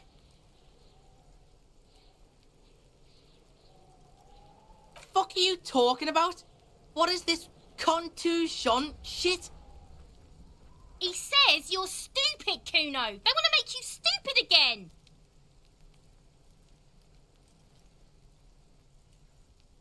Oh, did Kuno make your shit sniffing harder? Obstruction of shit sniffing? This is Kuno's kingdom. Kuno fucking rules here. You hear the lieutenant hum. Kuno doesn't give a shit about the armor. Kuno's fuck gimp's got one big thing wrong with him. He's a fucking mutant. Look at him. Fucking growth hormone shit. He's a giant. The armor's too big for any man. Kuno doesn't give a shit about that freak armor. Kuno threw that shit away. Kuno tried to get the helmet on. It was too big. Kuno kicked that shit in the sea, rugby style. That shit means nothing to Kuno. Yeah, that shit means nothing to Kuno. Kuno doesn't give a shit about material shit. Kuno's a fucking monk. You wanna fuck on someone about that armor? Go fuck the mustached union fuck. The jolly troubadour shit at the gate.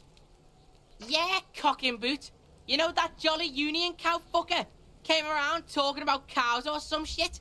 Came around pretending like he cares about cows. So yeah, he's the one you want to talk to. He's fucking crazy about that armor shit. Coming here pretending like he likes cows. Trying to catch a peep at Kuno's armor. Go to the gate. Ask him yourself. Curious, my liege. Why did Kuno feed you this information? Yeah, Kuno's doing charity today. Kuno Day. Kuno feels sorry for you two loser pigs. Kuno's doing pity now. Still, seems suspicious. He may have it in for that guy.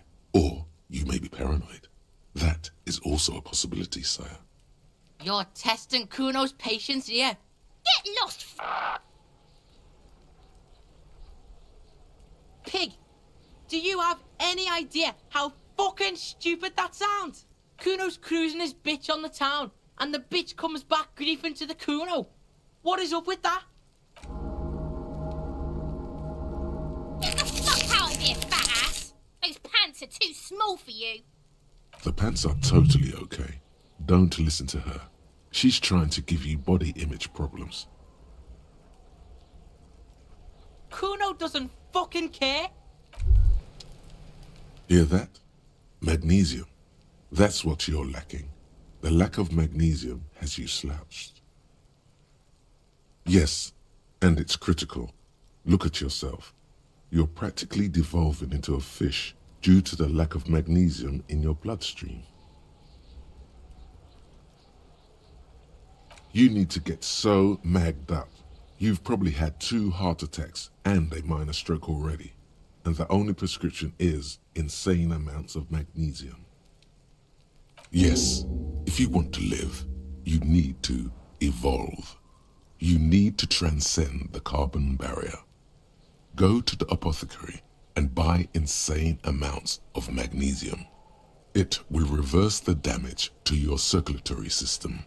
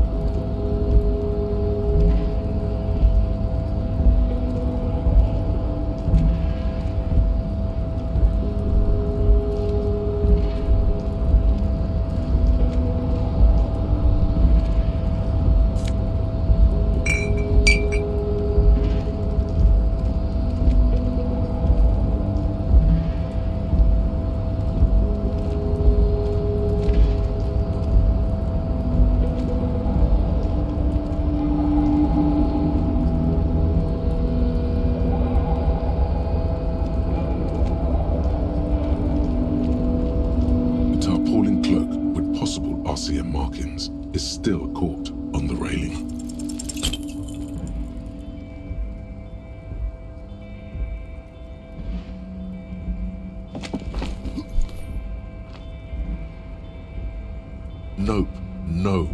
That's still too high. What were you thinking? You're not a gymnast. You're a boxer. And you've climbed way too high up there. You could have died there. Hey! What happened? I understand. We can always come back when you are feeling better. It's just a cloak after all.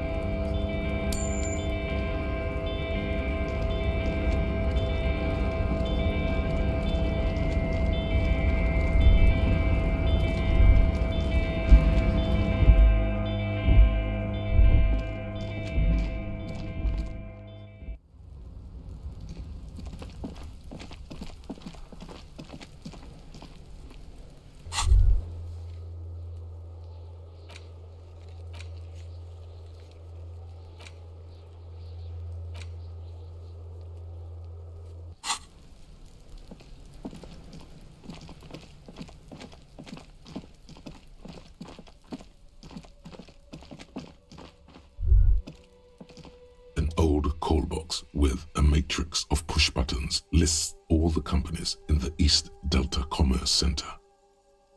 This button looks new, but someone has removed the name card. Nothing happens when you try to ring it. Huh. This button looks new. It's probably not connected yet.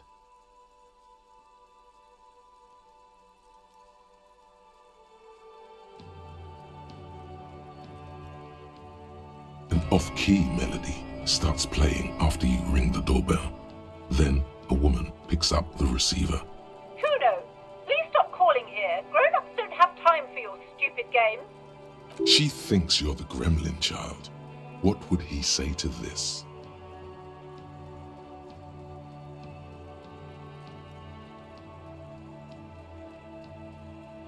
Pardon? This is not Kuno. Who is this? Please just stop calling here. I don't have time to deal with this. Thank you. A single beep indicates that the line has gone dead.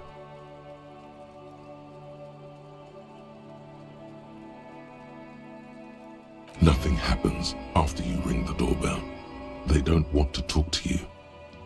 Silence. No one answers your call. You ring the doorbell, but no one answers. What an ominous name for a hair salon. Doesn't bode well for anyone's hair. All you hear is static, but no one answers the call. You ring the doorbell, but nothing happens. You wait for a minute or two, but all you get from the call box is silence. No one answers the call. Looks like someone has melted half the plastic off with a lighter. The doorbell doesn't work anymore. Silence. No one answers the doorbell. You hear static from the intercom speaker. It sounds as if someone has picked up the receiver but isn't saying anything.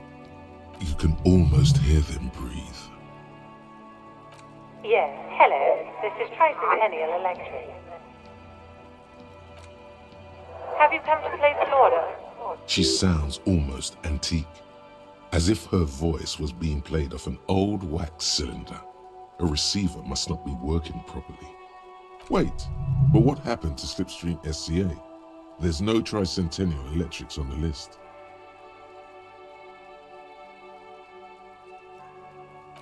My God. The lieutenant exchanges a look with you. It's you. My God. I didn't think I would hear your voice. She must be mistaking you for someone else. Who cares that you don't remember her? Just go along with it.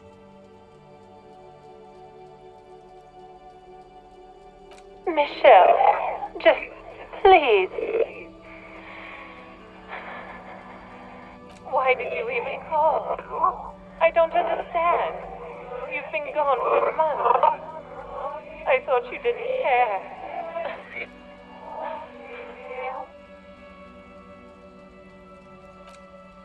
Ever since I came to live here, it's been different. As if my mind's been wiped clean. A spot of static overrides her words. When she speaks again, it sounds like she's submerged. It's so nice to be able to finally use again. She sounds like she's about to cry. She doesn't answer.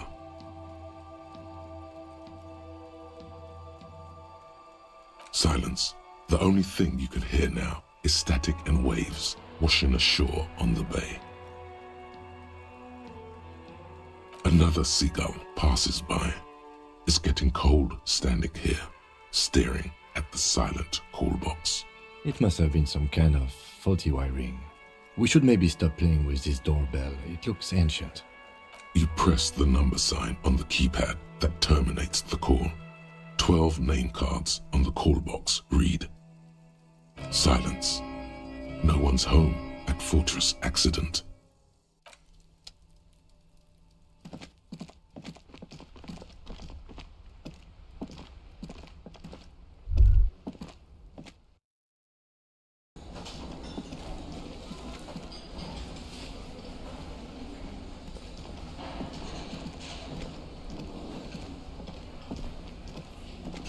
Can I help you? Another thing. Great. I love those. Oh, yes, that door, sure. There's nothing mysterious about it. It's just a door. No, I don't have a key. I don't know how to get there. And I don't care either. It's not like I've been wondering about it for 10 years. It's just a frick warehouse, probably. Or some boring storage space with a bunch of old junk and dust. Junk and dust. He's attempting to maintain an air of indifference. It's absolutely not convincing.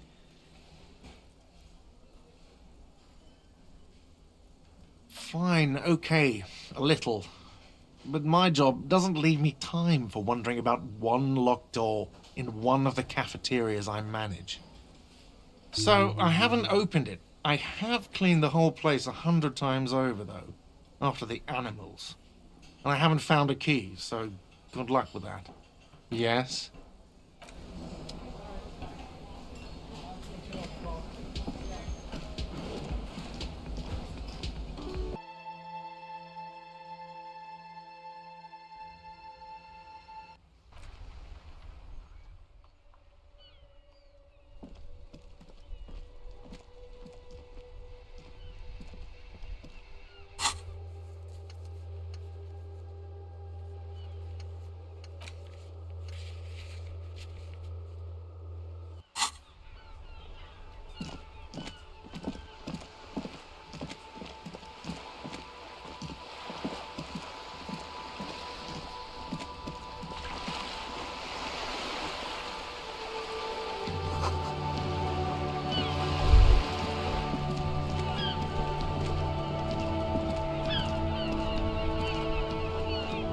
Have you no shame?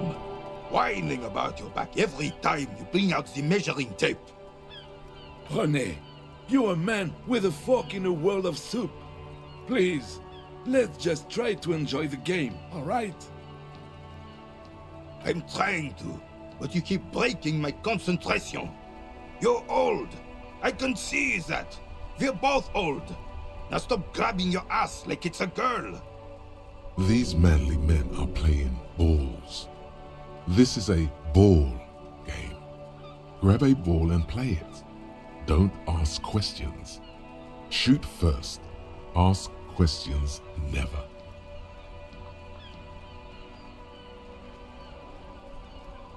That's the spirit. Don't even waste your breath asking about the game. They wouldn't know anyway. They're way past their prime.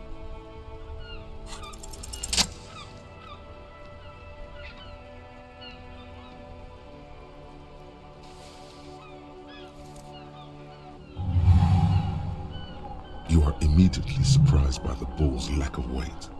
No matter, you'll make it work. The cold metal ball is surprisingly smooth against your neck. It has a pattern on it, probably a sponsored ball. Yours would only be covered with bumps of learning and scars of victory. Already your muscles are adjusting to the weight, the nervous system calibrating, until you and the ball have merged into a single entity. The man ball is ready. A chilly breeze ruffles your hair as you stand there, feet firmly planted. All sounds, smells, even the wind, everything fades until the only thing left is the union of man and ball.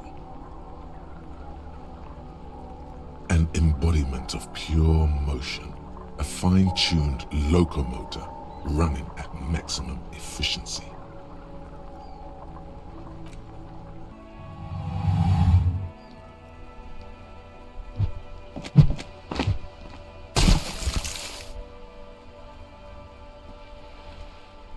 Merde! Bordel de merde!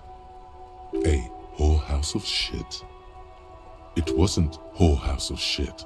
The shot was at least 23 meters, probably 24, and then some. Nothing to be embarrassed about. What the hell is your problem?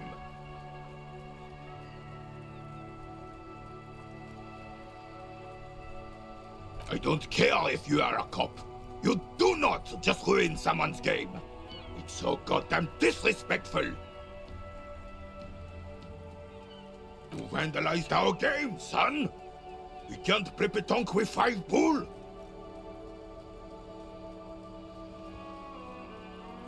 No, we are not good, goddammit. We want our bull back.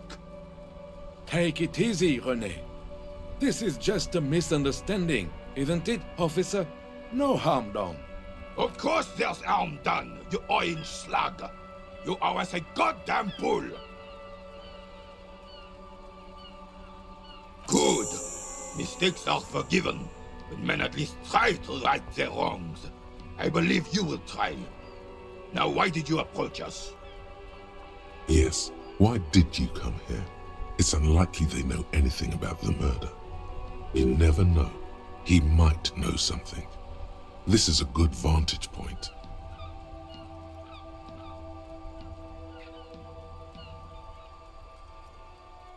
Unfortunately, I don't. Unlike most of the locals, I have no qualms about assisting law enforcement, but this affair has passed me by completely. In Martinez, the Union is the law, so can you really blame them? Cop is a pejorative term. I don't have a problem with policemen. On the contrary, I admire the effort to bring order to our streets. He doesn't know about the crime. Your time is better spent discussing politics. I'm confident they are indispensable in regard to all the paperwork and other administrative duties.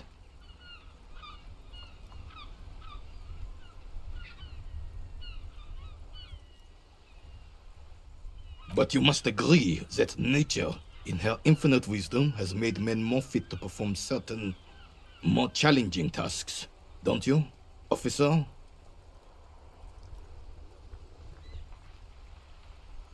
Really, officer? Match an average woman against an average man in a dark alley and see who comes out on top. Gender equality is a very noble, very modern idea, but in real life, primal roles prevail.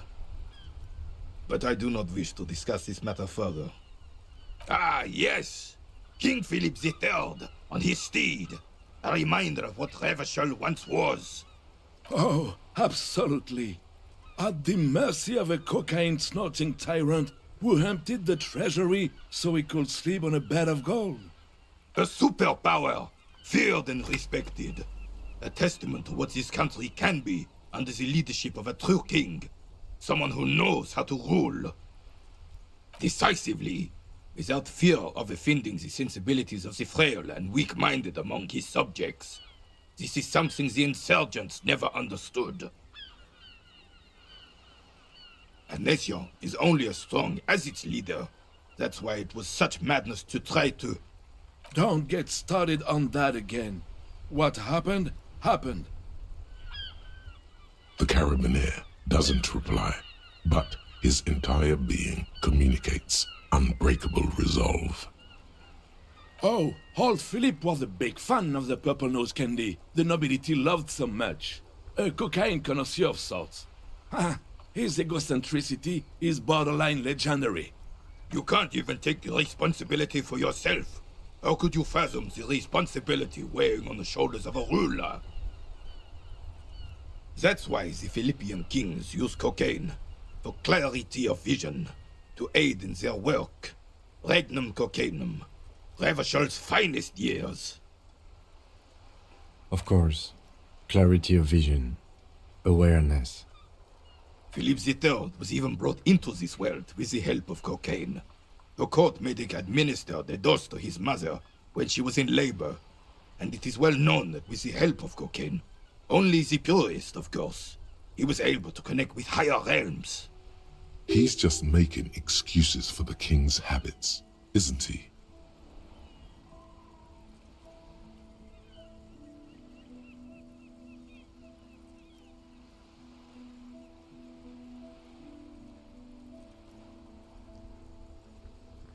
Please, officer, don't encourage him. Do spare us the cocaine fairy tales. The RCM isn't interested in them. Yes, indeed. We're not here to investigate the drug trade of centuries past. Right. Yes. The terrain here provides an interesting variety to a familiar game.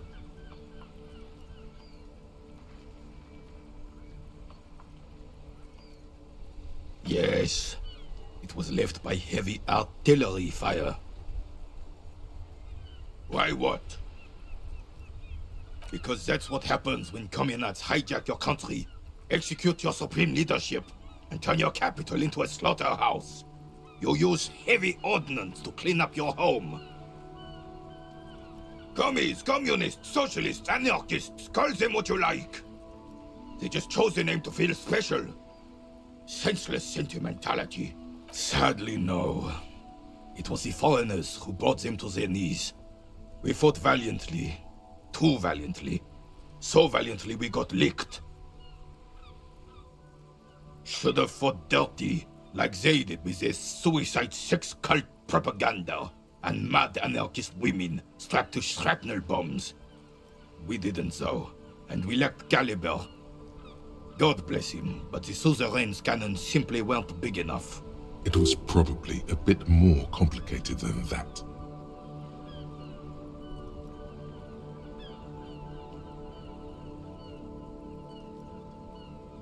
Because this place is a damn beachhead. Had to soften the commies up first. Yes, the military coordinated amphibious landing to take back Revachol. Martinez was used as one of the 3 footholds in Revachol during Operation Deathblow in 08. The other 2 are off in Stella Maris and the Delta. This here is Blood Ground, where coalition boots first made landfall and cleaned those rabid dogs out. Most likely, we're playing pétanque on their mangled corpses. Blood ground. You got old René going there. Like he isn't hungry enough already. Don't get me wrong, officer. I hate those foreign dogs, but the enemy of my enemy and all that. They're the lesser evil. Damn right, son. They laid the fire of hell on the city before they stormed it. And it worked, too. The rest of the city got cleaned up, but Martinez they keep as a monument. And now the Union Socialists are practically running the place. Well, it's your own damn fault. You, we, the coalition, Revachol, whoever you want to blame, never finished the job. Officially, the party never surrendered. Of course they still hold influence. You don't even begin to truly understand the players at the table, let alone the specific circumstances surrounding the... What do you think? Thinking men have opinions on these things. Present one.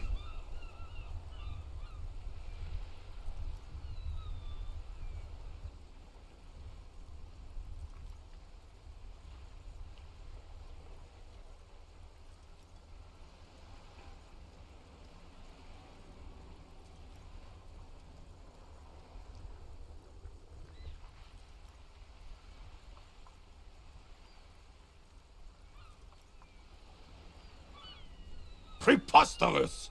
Surely you don't mean it. I'm just sorry it had to be them.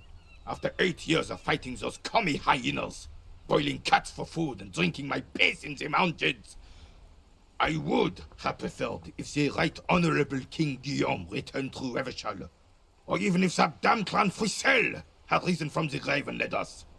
Sadly, that was not the case. Instead, all that is just, holy, and beautiful in the world was wiped away, and now it's neon signs with toothpaste ads everywhere. Foreign influence peddling garbage and stupid music on the radio. This is just what the commies wanted. This was their plan all along. This is what they wanted to replace the role of the suzerain with.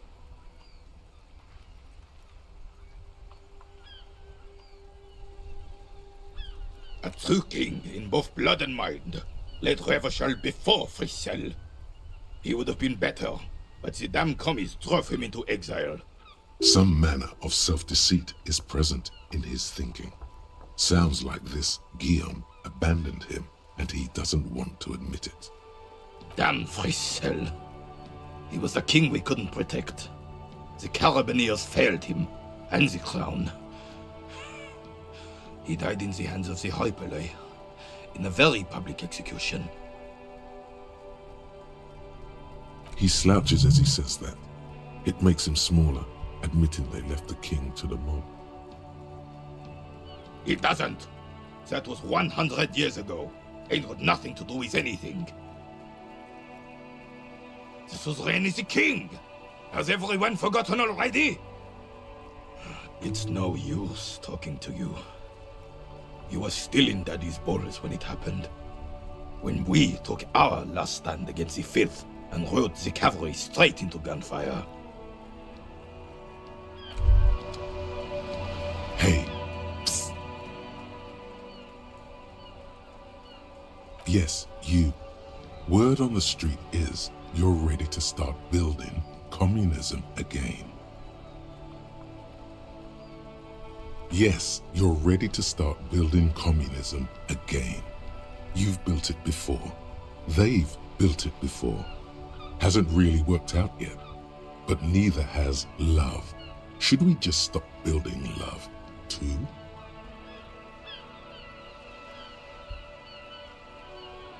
So, what about all that communism you've promised to build?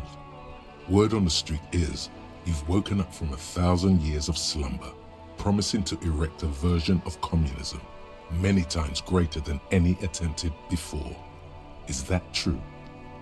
You keep saying things like, down with the bourgeoisie, eat the rich, sodomize the landowners, impale all people who have more than 25 real in their pockets, literally murder all human beings regardless of their political beliefs. That kind of stuff.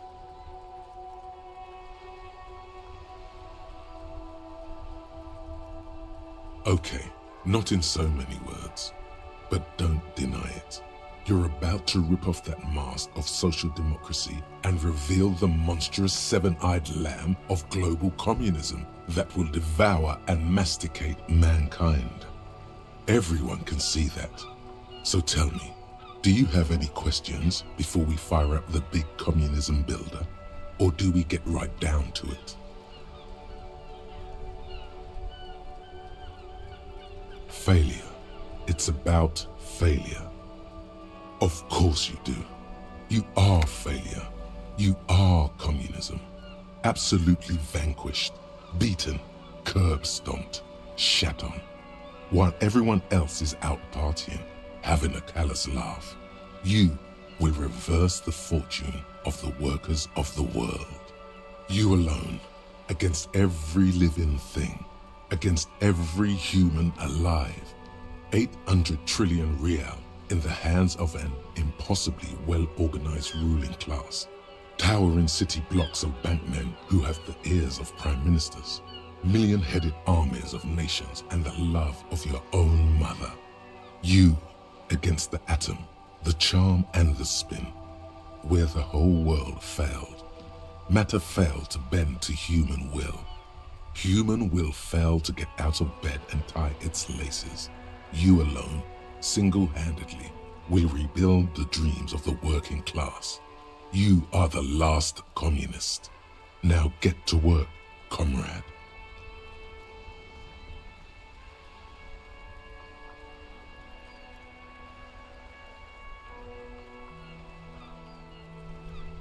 Very well. I guess no one will build communism then. Tell the working man it's over, unless anyone has objections. No objections. It's mathematically impossible to achieve a classless society. Everyone knows this. Anyone? Anyone else? There's no one? There's no one. Okay then, lie down and let the water carry you downstream.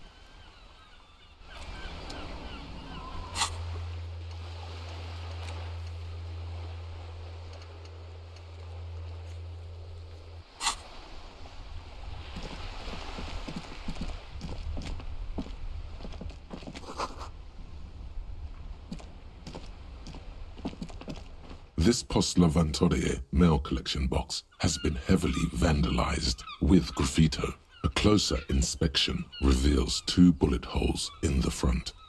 A faint sticker on the side reads, RCM Emergencies Desk number 8102, with a slogan, Mankind, be vigilant.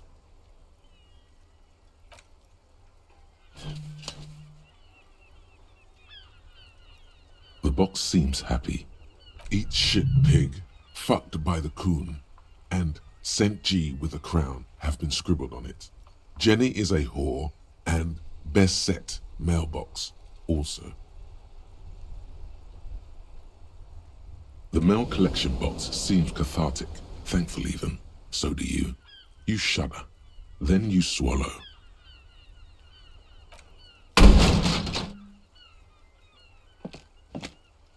There is a hollow ring as you kick the box. It sounds like it's mostly empty. Your toe hurts now.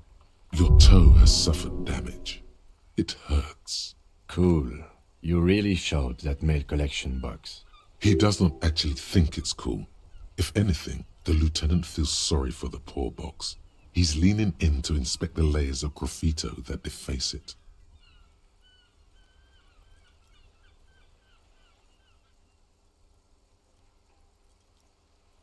The lieutenant pats the box, ever so slightly.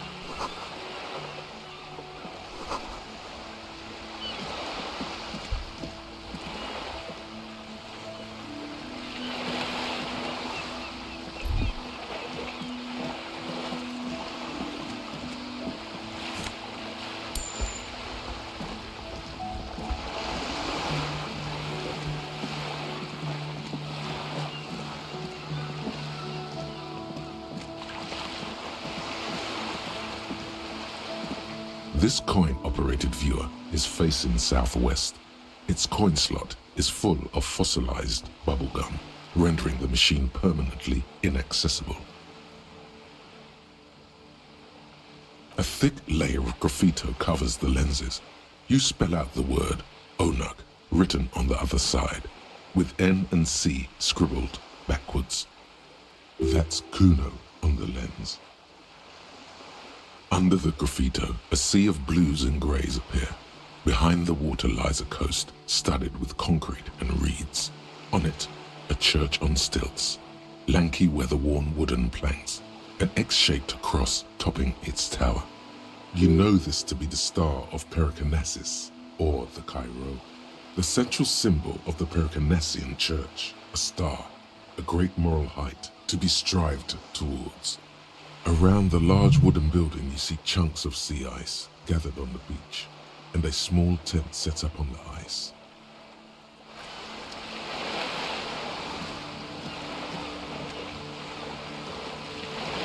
This coin-operated viewer is facing south.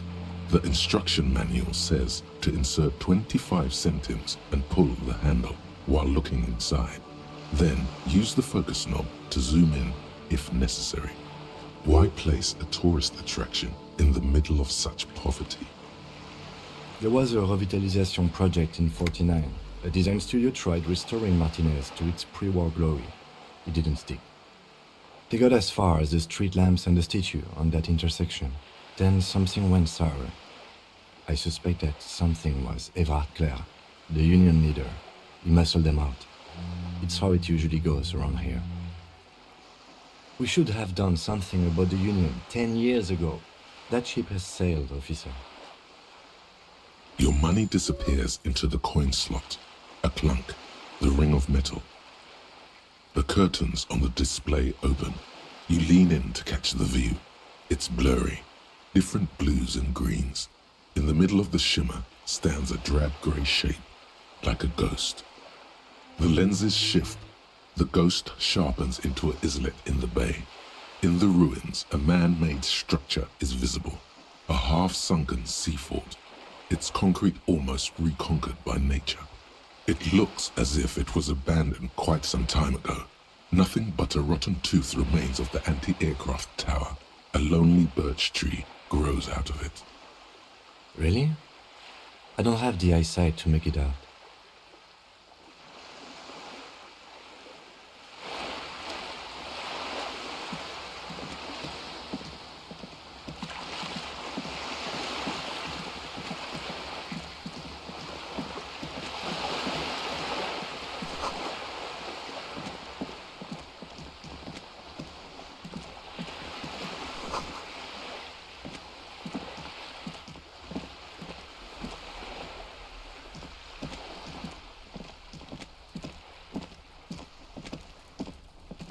This is a wall on the side of an apartment building.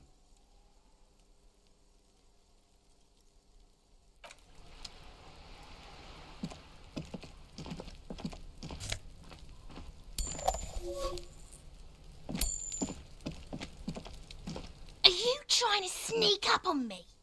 Come to slit my throat in my sleep? Apparently, she doesn't like people standing behind her back. Logic error. She is not sleeping right now. Pig's come to take me out, trying to snuff me out. Then why are you sneaking up on me like that? It's not a good idea to scare me, pig. Not a good idea at all.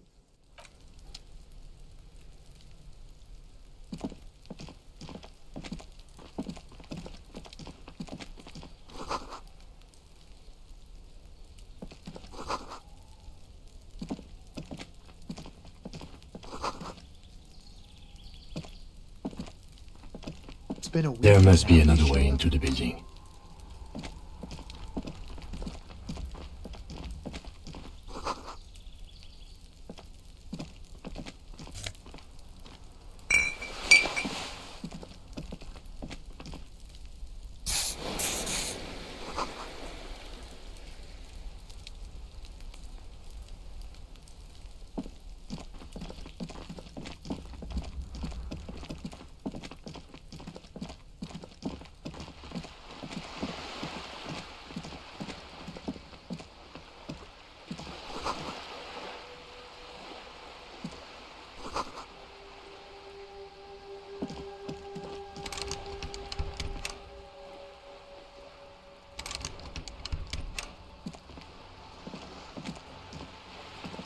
Hey, up here, piggo.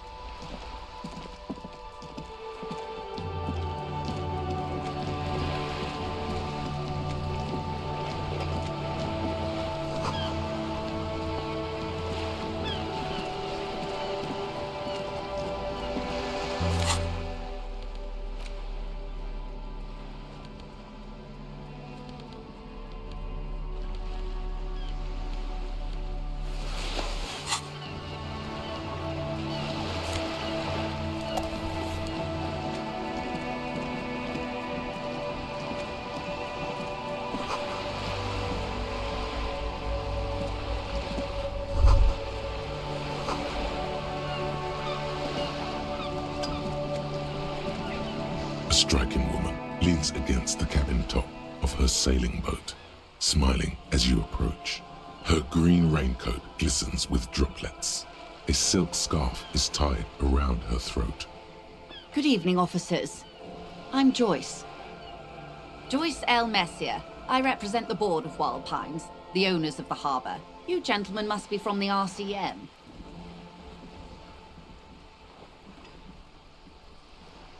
Beaton, my maiden name. Nothing, honestly. I've said it to every drunk in town, and you're the first one who's responded. Relax. She meant it in jest. I'm glad to see you here. Like steel. There is strength there. If she wanted, she could sink her nails deep into your skin. I was dispatched to handle a strike, not a lynching. Anything I can do to assist the RCM in this matter, I will, gladly. That is good to hear, madame. My colleague will take the lead on this interview. I should let you know that he is recovering from an unusual medical episode. Very unusual. But I can assure you of his ultimate competency. It happens quicker than a shooting star. But did the lieutenant just wink at you? How interesting. I wish you a swift recovery. In the meanwhile, you have my full cooperation, and the full cooperation of the Wild Pines group. Why, yes I am.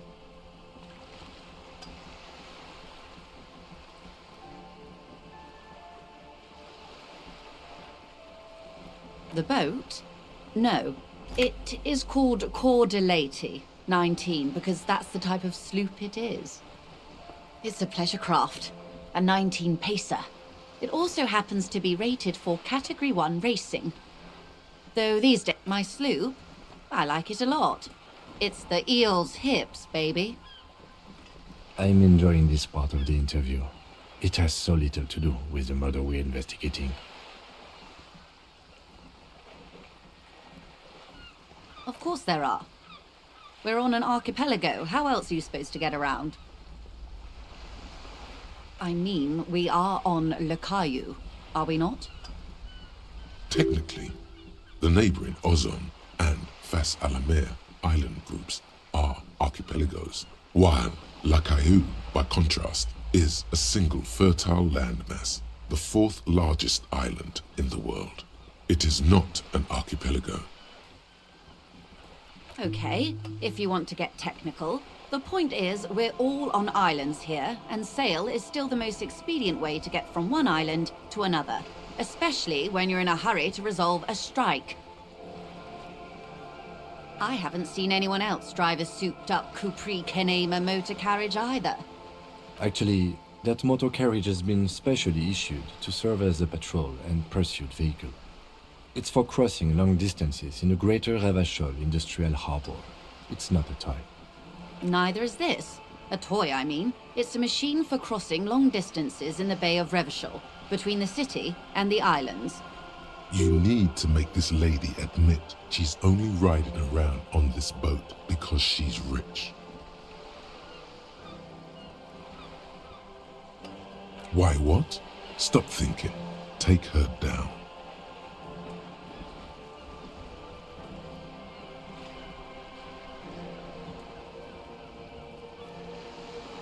Have it your way. Officer, I assure you I'm a highly qualified pleasure craft operator. The crowns of her teeth are porcelain, white as the boat's hull as she smiles. Her nonchalance might be related to something called the Wayfarer Act, a law that says she doesn't need a license. Sly fox, you're not aggressive enough to harass her further on this. Good.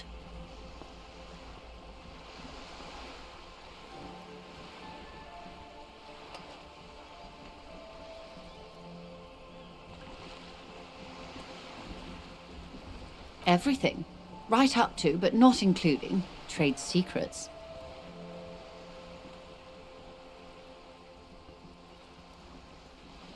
I believe the official title is Senior Labor Negotiator. In practice, I'm a grocery clerk. I relay the union's demands to Wild Pines and return with Wild Pines' counteroffer. And how are the talks going? They're not. That's the problem. The Union stopped all negotiations a week ago, after that awful lynching took place. Wait, she just admitted that the lynching and the strike are connected. Now they won't even let me into the harbour. There's a 2-meter 20 racist behemoth blocking the gates. Yes, I believe there is a connection, but that's a subject for later. What can I say? The Union employs a giant covered in tattoos. A racist giant. I guess that's part of their big tent organization now. Let's say I was not making the kind of progress I'd hoped for when I first arrived. And when did you first arrive? I arrived 3 weeks ago. Yes, in the middle of February. The bay was still partially frozen then. I prefer to do these things on site, like the RCM. But the strike began in December. I wasn't the original negotiator here. I took over after Mr. Gaumont hit a wall with Mr. Clare, the union boss. Mr. Clare refused to speak with Gaumont despite concessions he'd granted the union in prior negotiations. This isn't the first time the union has gone on strike? Heavens no. There have been 2 prior strikes. Both times the union won significant concessions, including overtime pay and a medical plan. This time their demands are more, I guess you could say, aggressive. Ludicrous even. It's meant.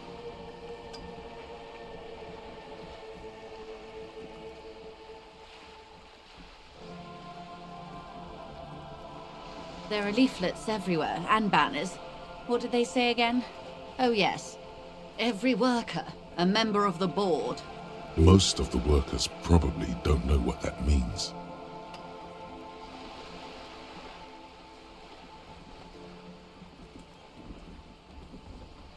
Fortunately, they explained it.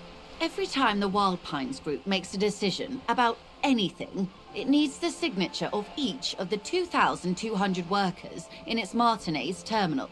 Just so you understand, this is but one of 22 terminals owned by Wild Pines. Essentially, not only are they kings of the company, they are also kings of the 72,000 employees of Wild Pines Group. That may well be. It's not up to me to decide who is king, but as negotiations go, it's not a swell start. I'm not sure. Naturally, I assume that was just their opening position, a hard-nosed tactic with a side of mockery. But there's been no follow-up, just the same nonsensical slogan repeated over and over again. And now, people are getting lynched, I hear. Behind the whirling in rags. A disastrous situation if there ever was one. Excuse me, from whom did you hear about this lynching? I first heard it from the bowyer at the gates. The one whose very name advertises his aversion to work. I think he said it was, "Call me mañana." This checks out. No, wait. The chief negotiator heard it from a man at the gates. Surely the Wild Pines Group has more effective channels of information. After all, 2,200 people are on strike. This is a big deal for them. Everard Clare is a man of the utmost integrity. If you can say one thing about him, it's that he always puts the interests of the workers first. Of course not. Everard is fantastically corrupt. I imagine he has a thick, viscous goo where you and I have blood. If you were to prick it with something sharp, you could see it oozing out. A knife, maybe? No, a rapier. Oh, heavens, no. We get along just fine. Yet, now that you mention it, I can't stop imagining that black treacle just dribbling down his double chin.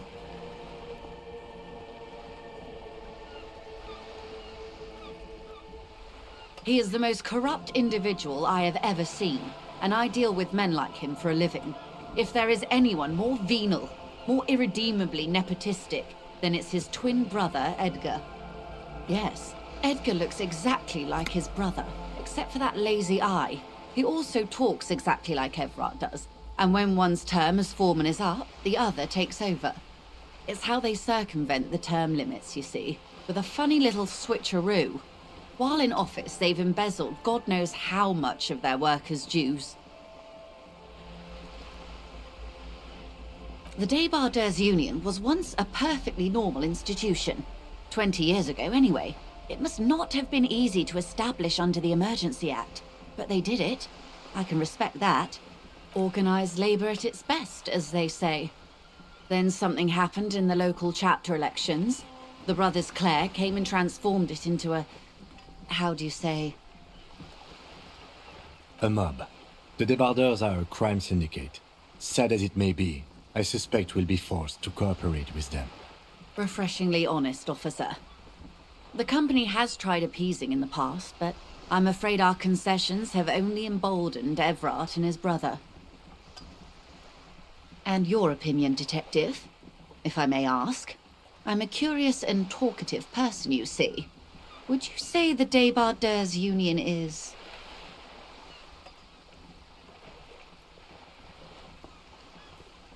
Indeed, and a hungry one. Sadly, Wild Pines have cooperated with what amounts to a crime syndicate for 2 decades. However much you feed the leech always hungers.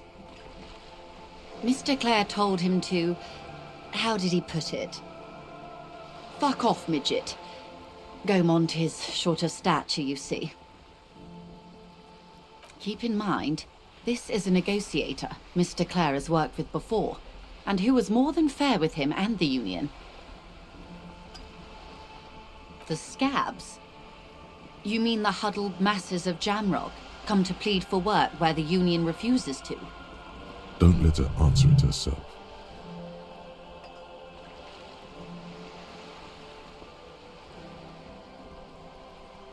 If these strikebreakers were organized by Wild Pines or its affiliates, then it would be a company secret.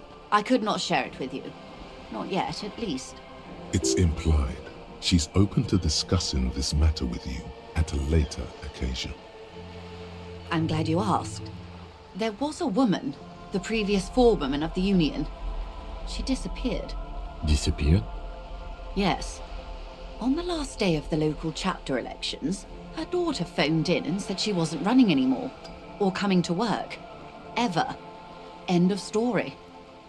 This forewoman, her name?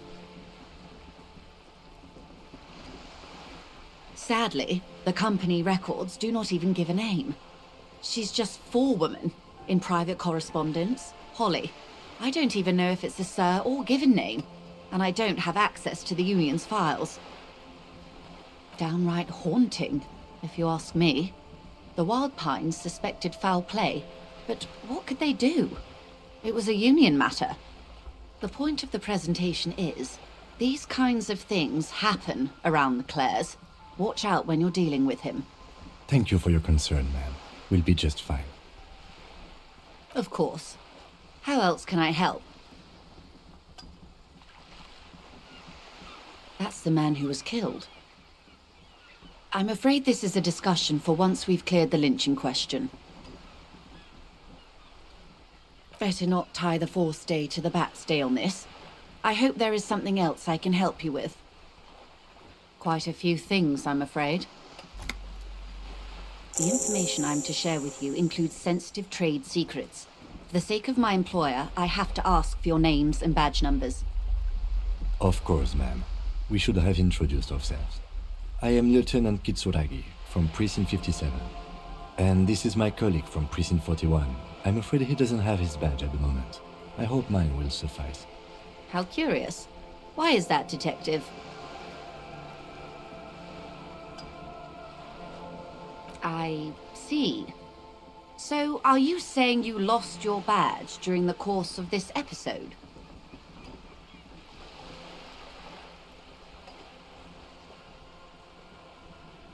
Oh dear. Some kind of encephalopathic amnesia. I don't even know how to respond. I do believe you, naive as that may sound. I simply can't imagine what you gain by faking such a condition. As I said, ma'am, his technique may be very unconventional, but he is an officer of the RCM. Of course, I sympathize. but I'm afraid I simply can't share anything more until I've seen that badge. She's a professional negotiator. She should be open to some sort of mutually beneficial arrangement. Of course. But before we do, officers, let me be perfectly clear.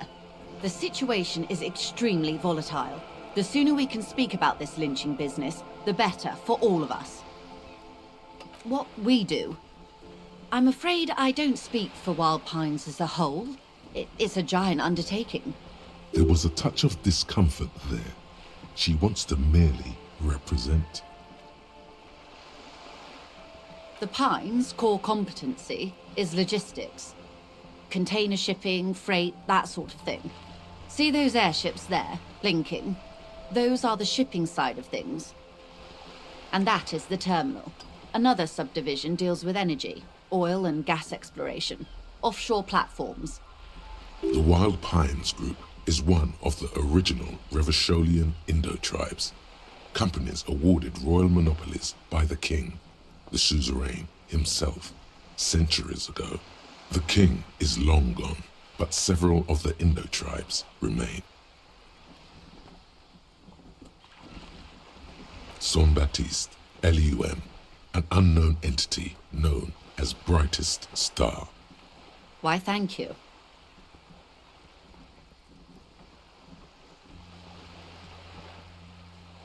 I'm not at liberty to discuss the company balance sheet, but I can tell you that last year, the company booked more than 20 billion real in revenue.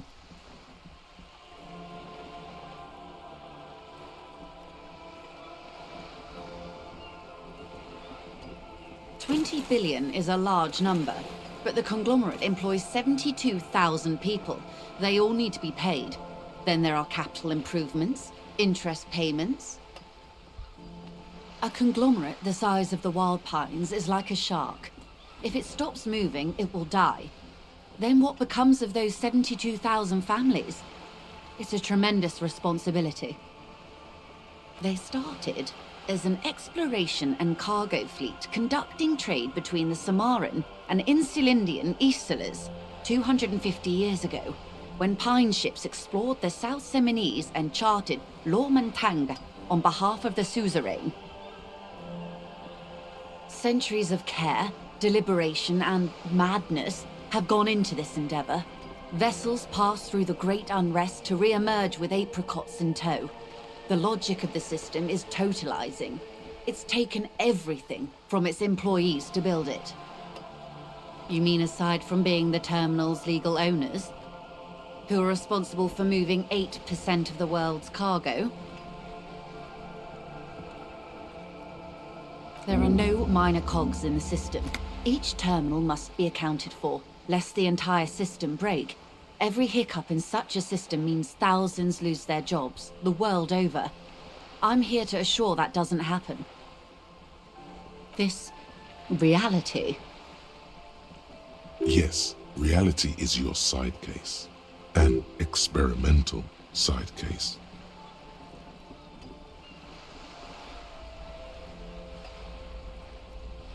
Ah, yes, the episode. Sounds like an acute case of encephalopathy, now that I think of it. Don't be phased, madame. He functions perfectly well. He only needs a lowdown on all of reality. We may be here a while then. Ask away, officer. I'll help however I can. All right, we're in. I know these all look good, but begin with the first, okay?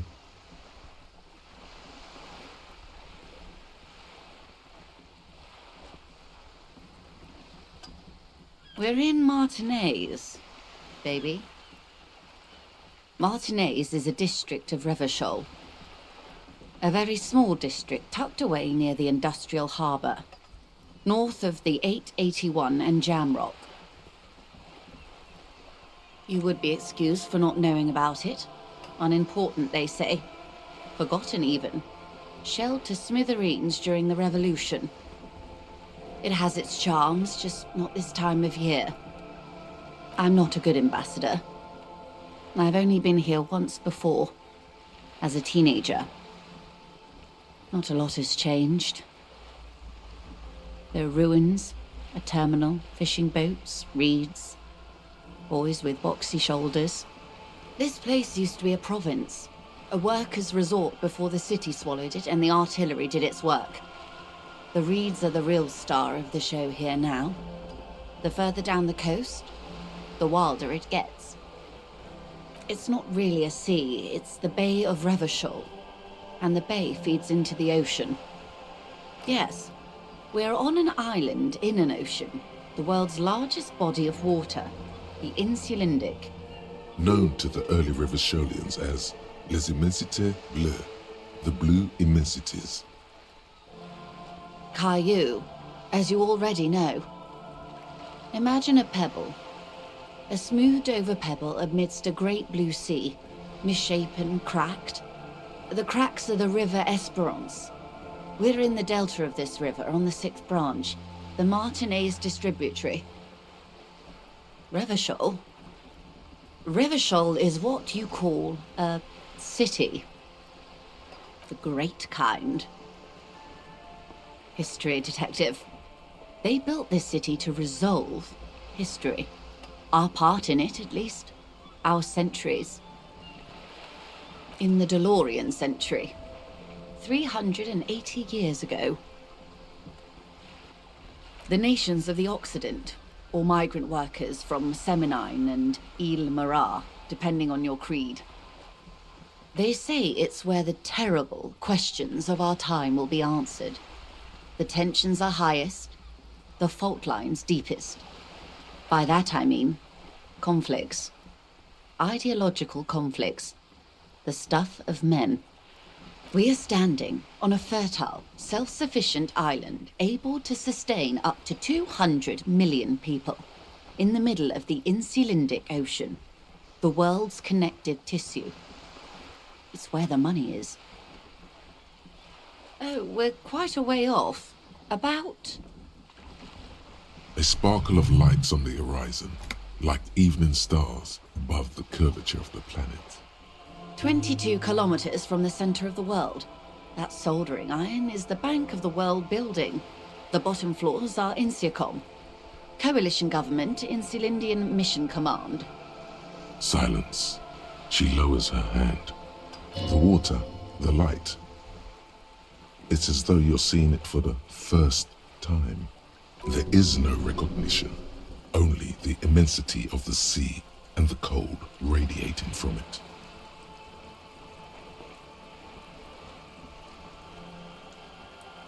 We are where we are. I have no truer answer to give, unfortunately. Was there something else you wanted to know? I remember something about a lowdown. This has been informative. Thank you, ma'am. I'm sure my memory-impaired partner has many more questions to ask, about even more fundamental aspects of reality.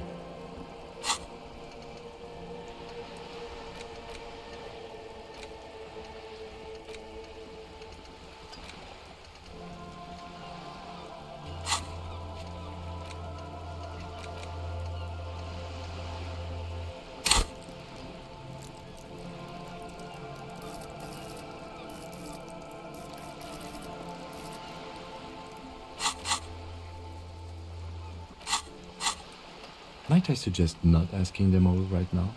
Ma'am, Messier will be here later too, and tomorrow. Isn't that true, ma'am? Absolutely. My commitment here is long-term. It's better not to eat all your candy at once. Indeed. I'm always at your service. Glad to have been of assistance. The little that I know. Anything else? Of course, Detective. Take care. Wow, you work hard. Oh, yes, you hustle. You're a provider. It's tough out there, but you keep it real and provide. Oh yeah, like a horse, a workhorse, for hard work. Look at yourself. You're a human pedometer. You must have walked 200,000 steps down cracked asphalt, mosaic, sand, and linoleum after you re-emerged. That is the sign of a hustler who never gives up. The world is harsh and people are evil. You didn't make it that way, and you won't let it break you. You ride. A little. You make money. You got gills, baby. Got those black papers with the faces of the innocents on them. You bring in the Franco-Negros and the Solas. It ain't easy, but you do it. Day in and day out. You didn't make the rules, but you won't lose. You're a cop, and a sprinter, and a money printer. Sure. And has it been easy? Is life easy? Have you not gone into cardiac arrest? Are you not about to have an anxiety attack or shoot yourself in the mouth?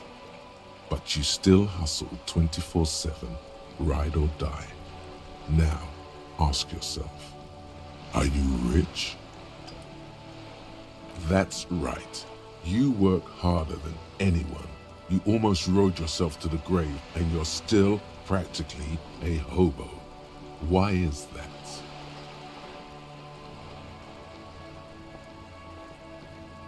Boo-hoo. The system is broken. The establishment is keeping me down. That's not the fuck yeah attitude you're used to. What is this? Why are you so poor? Because of the taxes. G-Man's got his jam-covered sticky fingers in your pocket, stealing from you every time you buy, sell, walk, talk, fart, so much as sneeze. Aren't taxes almost non-existent in the Gossamer state that is Revachol?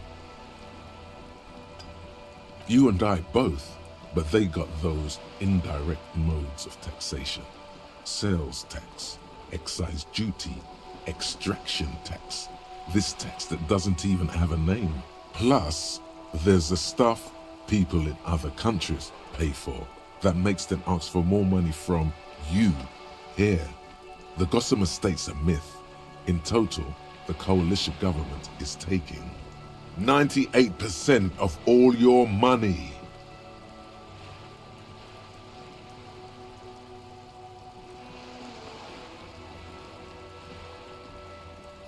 Here you go, hustler. Fight the righteous fight. Free the people. Keep it real. Keep it street. Keep foaming at the mouth furiously on the tax issue.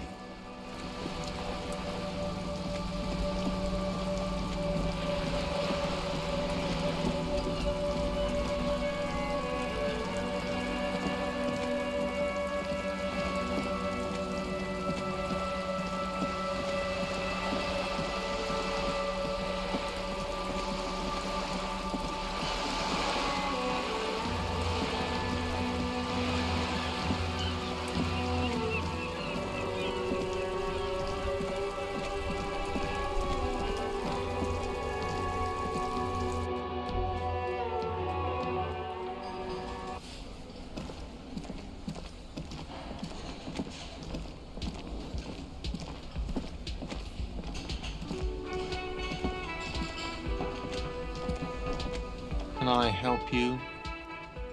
Another thing. Great. Yes.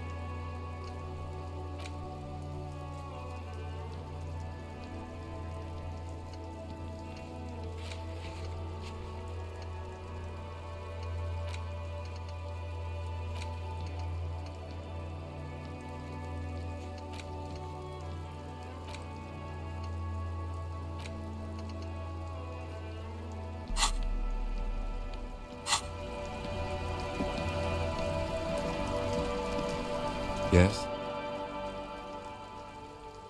What about me? Good. Let's change the subject.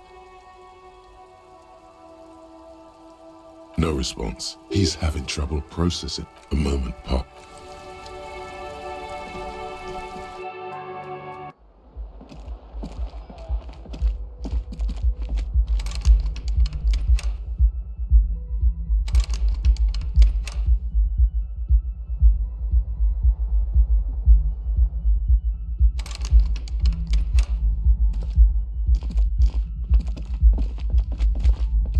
The door is closed.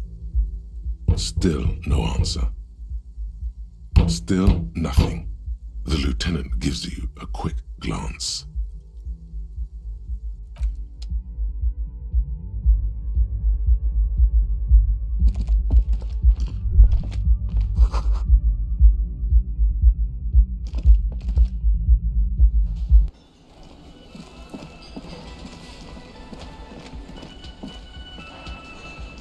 Hello again, sweetie. Whatever do you mean?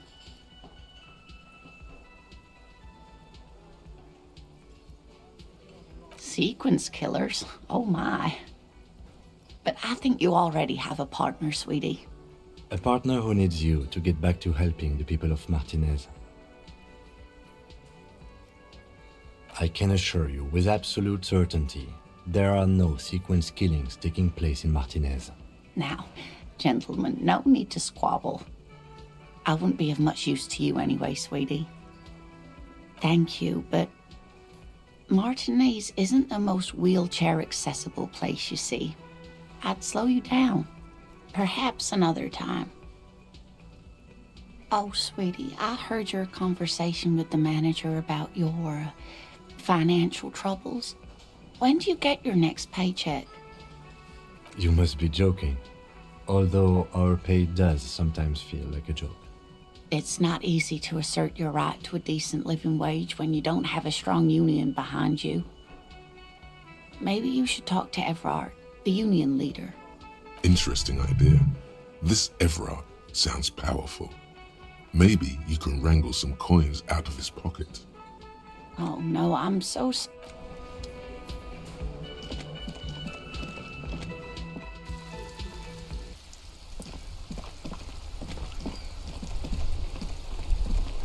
The worn and beaten wooden planks of the bench do not look overly comforting.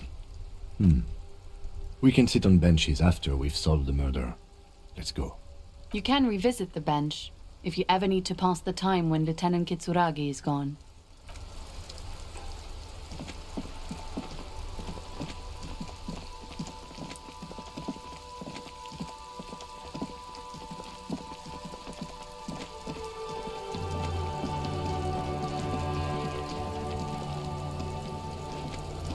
Fuck does Kuno care? The fuck do you want with it? Good call, Pigmeister. Kuno does...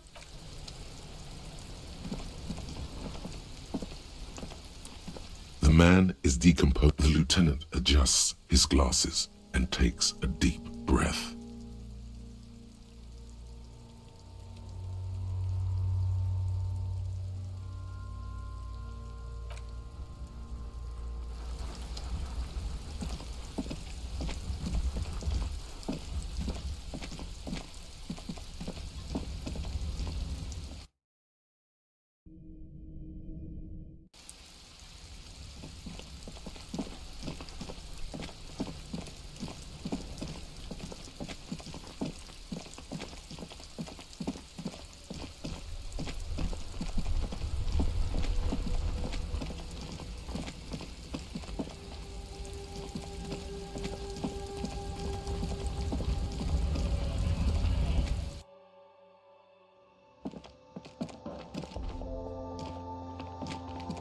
Welcome to Frit. Feel free to look around or something. Everything is out on the shelves.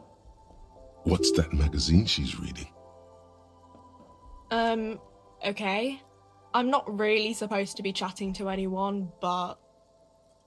A warehouse? I don't know. Maybe. I don't really care what Frit does. She looks up from under her brow. Fine. Frit doesn't have a warehouse. Just a little back room here. Okay?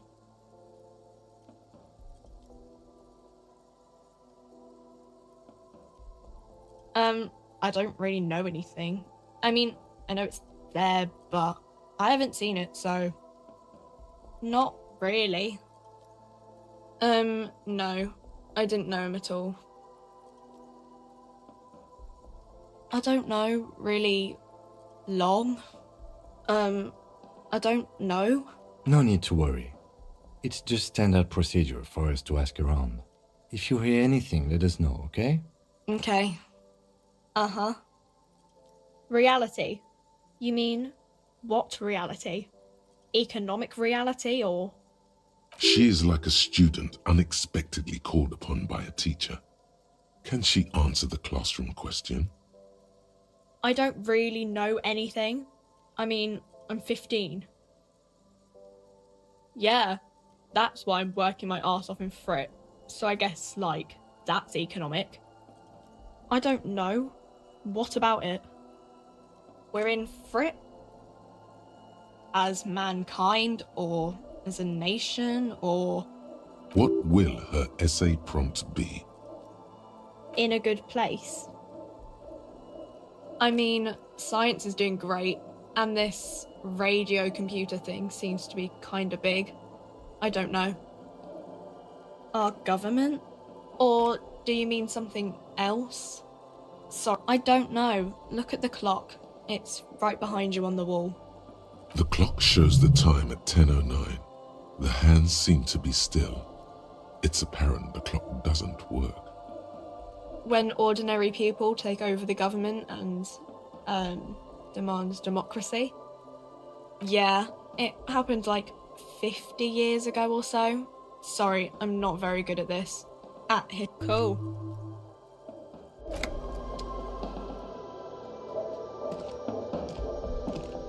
The tear machine stands in the corner. A sign says, 1 bottle equals 10 cents. No. You need tear to use the tear machine.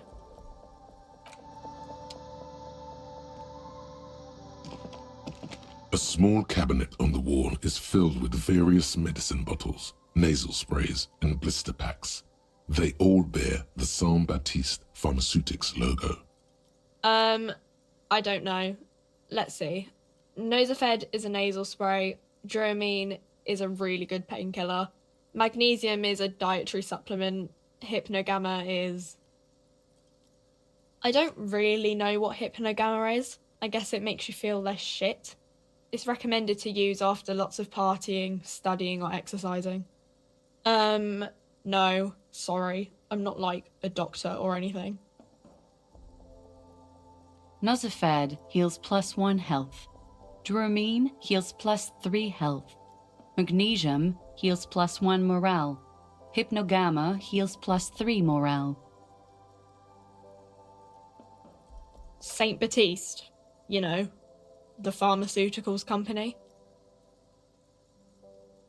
Saint Baptiste Pharmaceuticals, the one that sells meds out of Saint Baptiste. That one. There. She is right. Saint-Baptiste, the company, derives its name from Saint-Baptiste, the city. Itself so named because that's what it is. A rare case where that really is the full etymological history. As far as almost anyone knows, at least.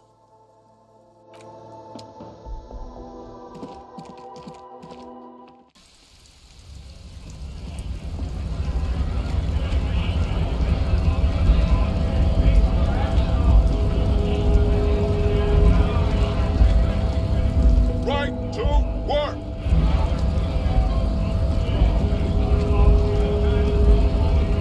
Scab? You're hazy on the notion of a scab. Smells like politics, though. Maybe it's got something to do with the flask he reaches for from time to time. A kind of a worm, content with mere survival. They come, they want to do our job for shittier pay, screwing over both themselves and us. Everybody loses. Beats me. Somewhere in the ground, I think. Gotta be bloody stupid or freaking evil to scab. Or I guess scared, maybe. But scared of what? Of who? Personally, I'd rather beg than scab. If the gentleman shouting on the street came begging, maybe they'd have gotten something. We've explained the matters, but they don't listen. This lot would be reasonable and go home if the big guy wasn't riling them up all the time. Big guy. He means the leader of the scabs.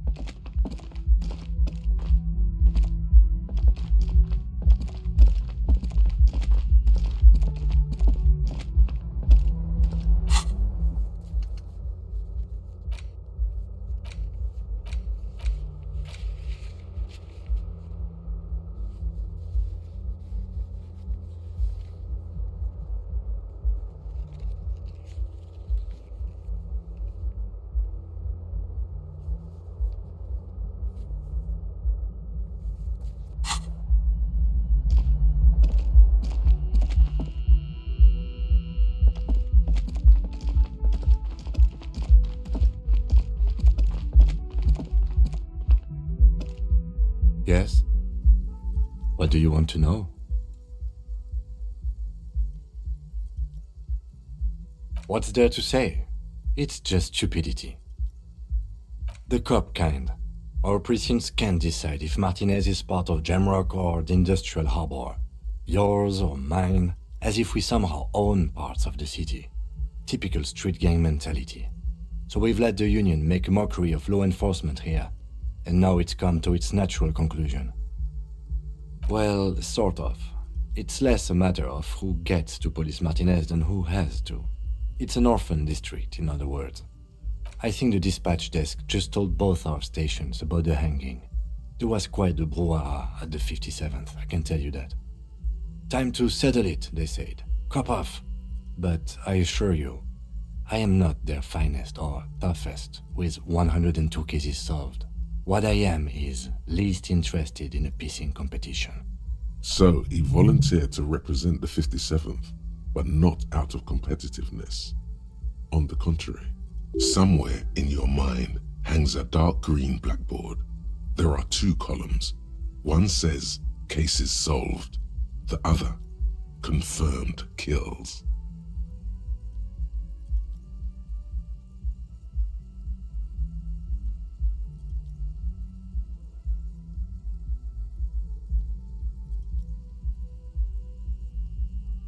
The rows are endless. Jean Vicmer, Judith Minot, a special consultant. What was his name? Then the rows degrade into green nothingness.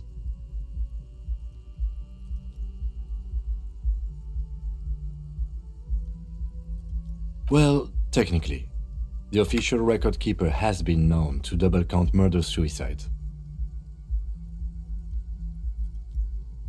A common accounting gimmick used to inflate precinct stats. I'm good enough for this case. I'm not here to compete. I came because I had to. My fellow officers, the sergeants in particular, would have made this scene into a circus. Martinez? Nothing. It's just a puddle at the end of some drain pipe. No one cares about this place. They care about sports. Most of our colleagues don't even know how to get here. North of the interchange doesn't exist. Yes, I'm an unrepentant spoilsport.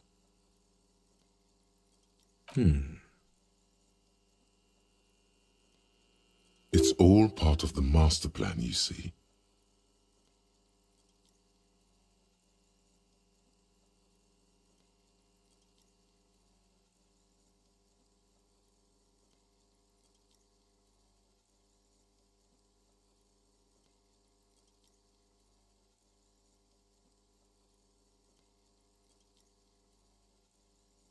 A good joke.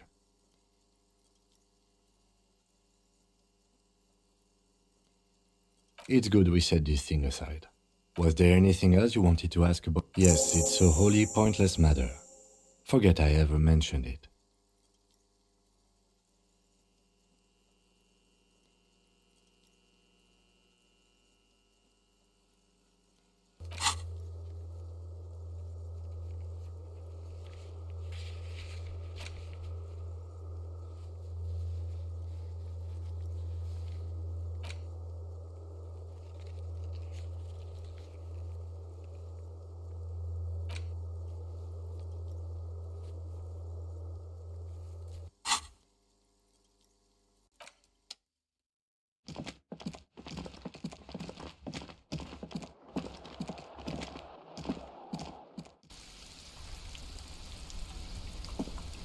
Yes? Yes?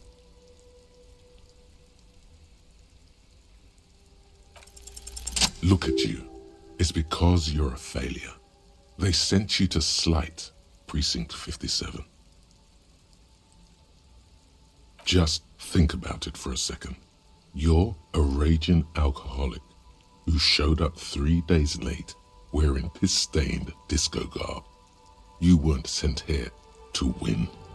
I've considered it.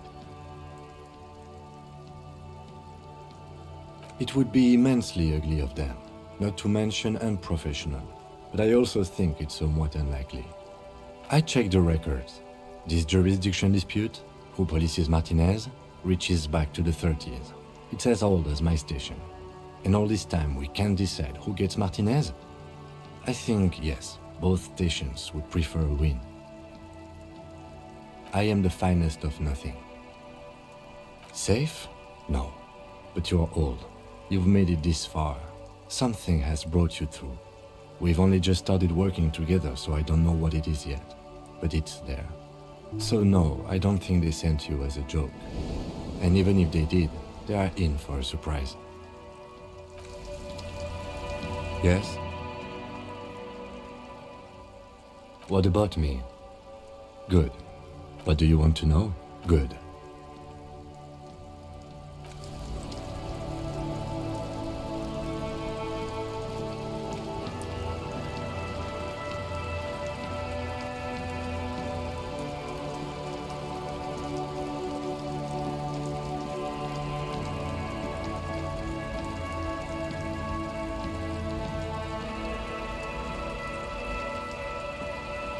Yes?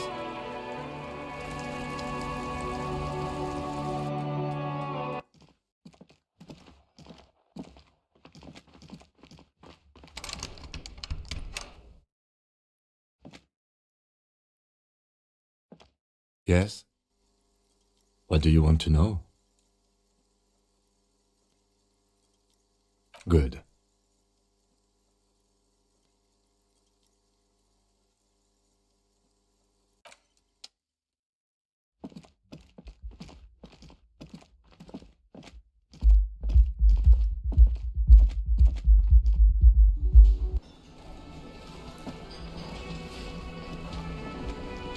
Can I help you? Yes. Have you got it? Yes. Another thing. Great. Yes.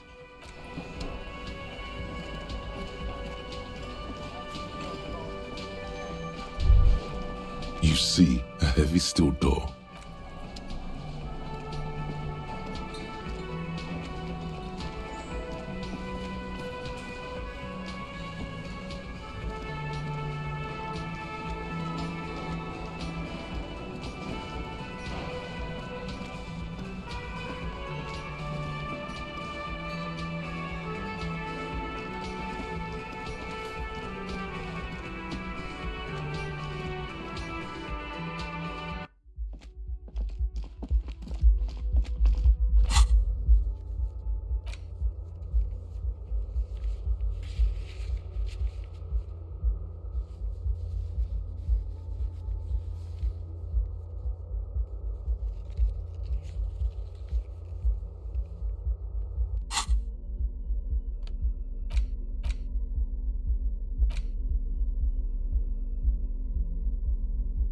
An intricate web of blue lines stretches across the torso of the hanged man, from the right shoulder to the solar plexus. Each time the lines intersect, a small white star is formed in their crossing. Hundreds of fading asterisks riddle his skin. Their concentration is highest around his heart. It almost looks like the electronic patterns inside a radio computer or an old filament memory, but not quite. For you to discover, you've gotten as far as you will without assistance. Someone who knows about history could tell you. Gone.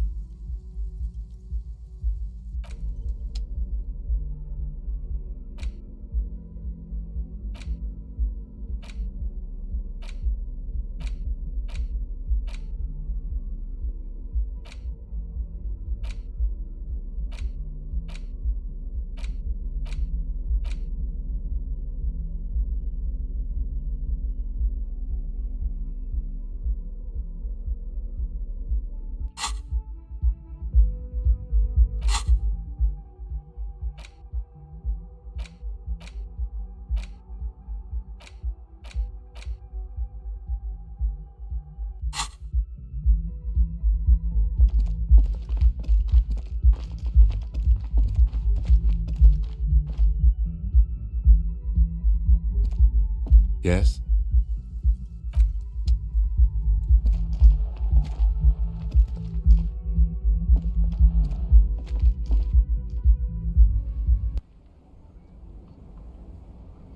Yes?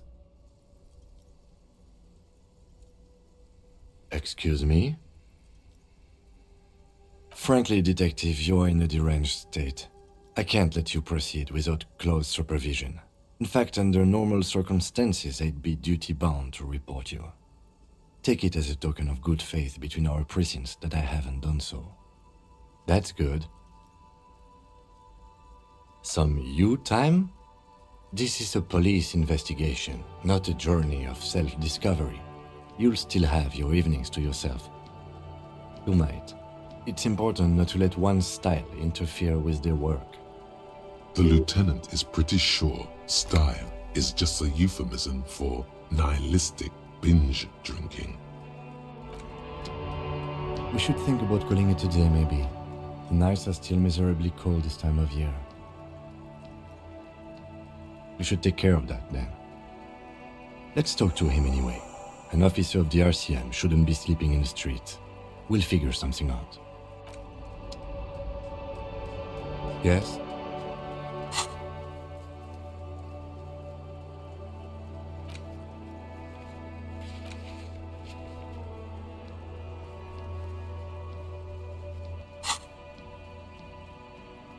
What about me?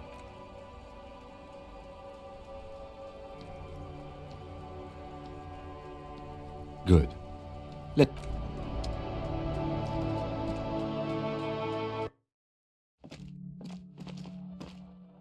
Yes? What do you want to know? Good. No response. He's having trouble. A moment passes. The lieutenant glanced. What about me? Good. Let's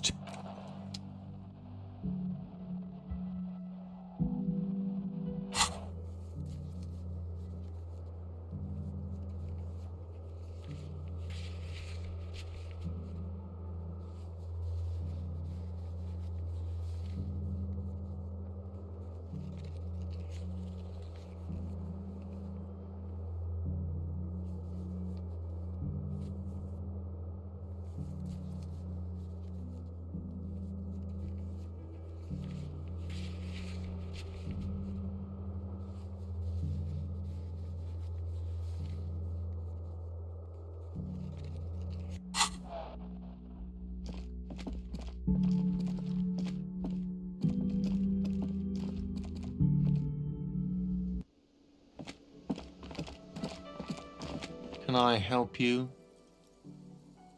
Yes, have you got it? Does that arrangement include you paying me what we already agreed you owe me?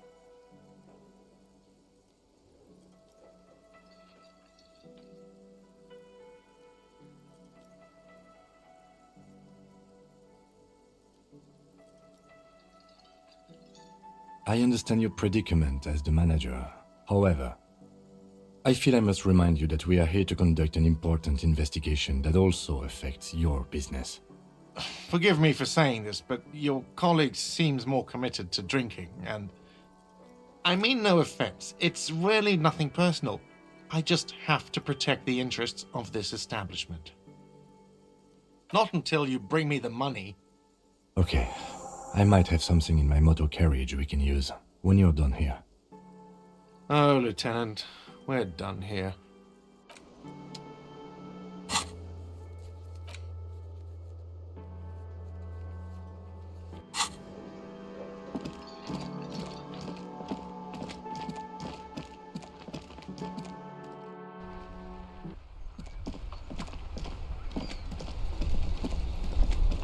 Inside, you see a set of steering levers, a radio microphone, a pull-out toolbox, and the soft glow of the fuel preheater gauge. I have something here we could sell. Look in the back, in the suspect transport enclosure. Transport enclosure? Regular people just call it the cage. The cage at the back of the motor carriage looks rather uncomfortable. 4 shiny hubcaps are stacked against the seat. Their silver edges sparkle in the dark. I confiscated these 4 a little while back. We can take them to the pawn shop down by the Martinez Canal.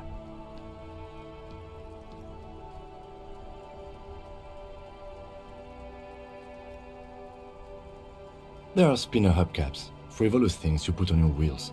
When the wheels come to a stop, the caps keep on spinning. There's no real use for them, it's just for vanity. A couple of weeks ago, I stopped a young man for going slower than the speed of traffic. Turns out he was some coalition official's son and high.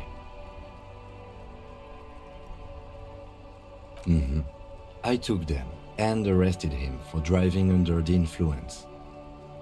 That they are. I was going to take them into evidence, but they weren't necessary for conviction. He never asked for them back. Yes, there's one 100 meters south of here. I think it's called Roy's Nest or something. If I'm not mistaken, it should be open late. Items that can be pawned at Bird's Nest Roy's appear in your inventory under the Items tab. You can pawn these items when talking to Roy.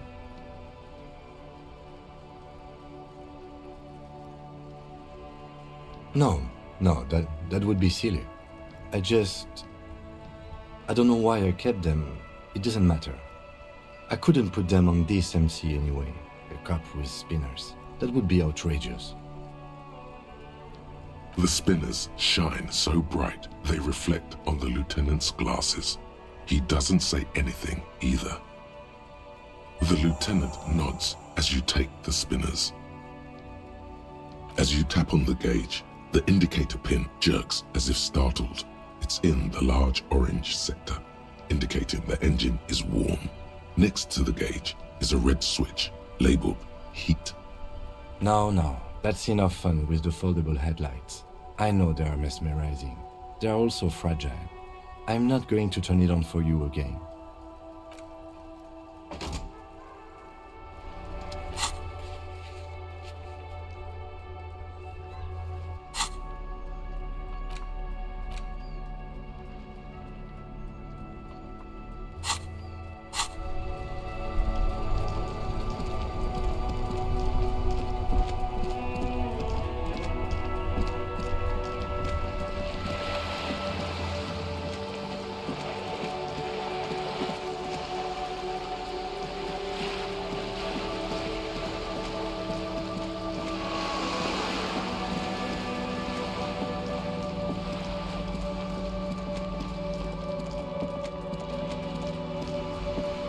A sturdy metal door guards the southwest entrance to the apartment building. The door rattles against your knuckles, but there's no response. The door rattles again, but this time you hear an elderly woman's voice calling out from inside. Stop banging on the door! I'm not letting any more strangers inside. Doesn't matter who I am. Now go on, get out of here. From within comes the faint sound of a broom sweeping across the concrete floor. Ha! The police? Everyone knows the police don't come round here. No. I already told you. I won't be responsible for any more strangers getting into the building. Go check the backyard door. Maybe someone there will.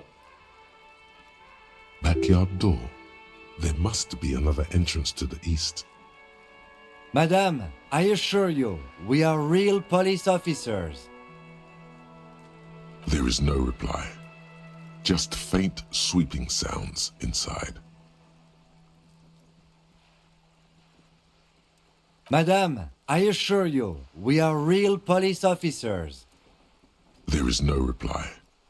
Just...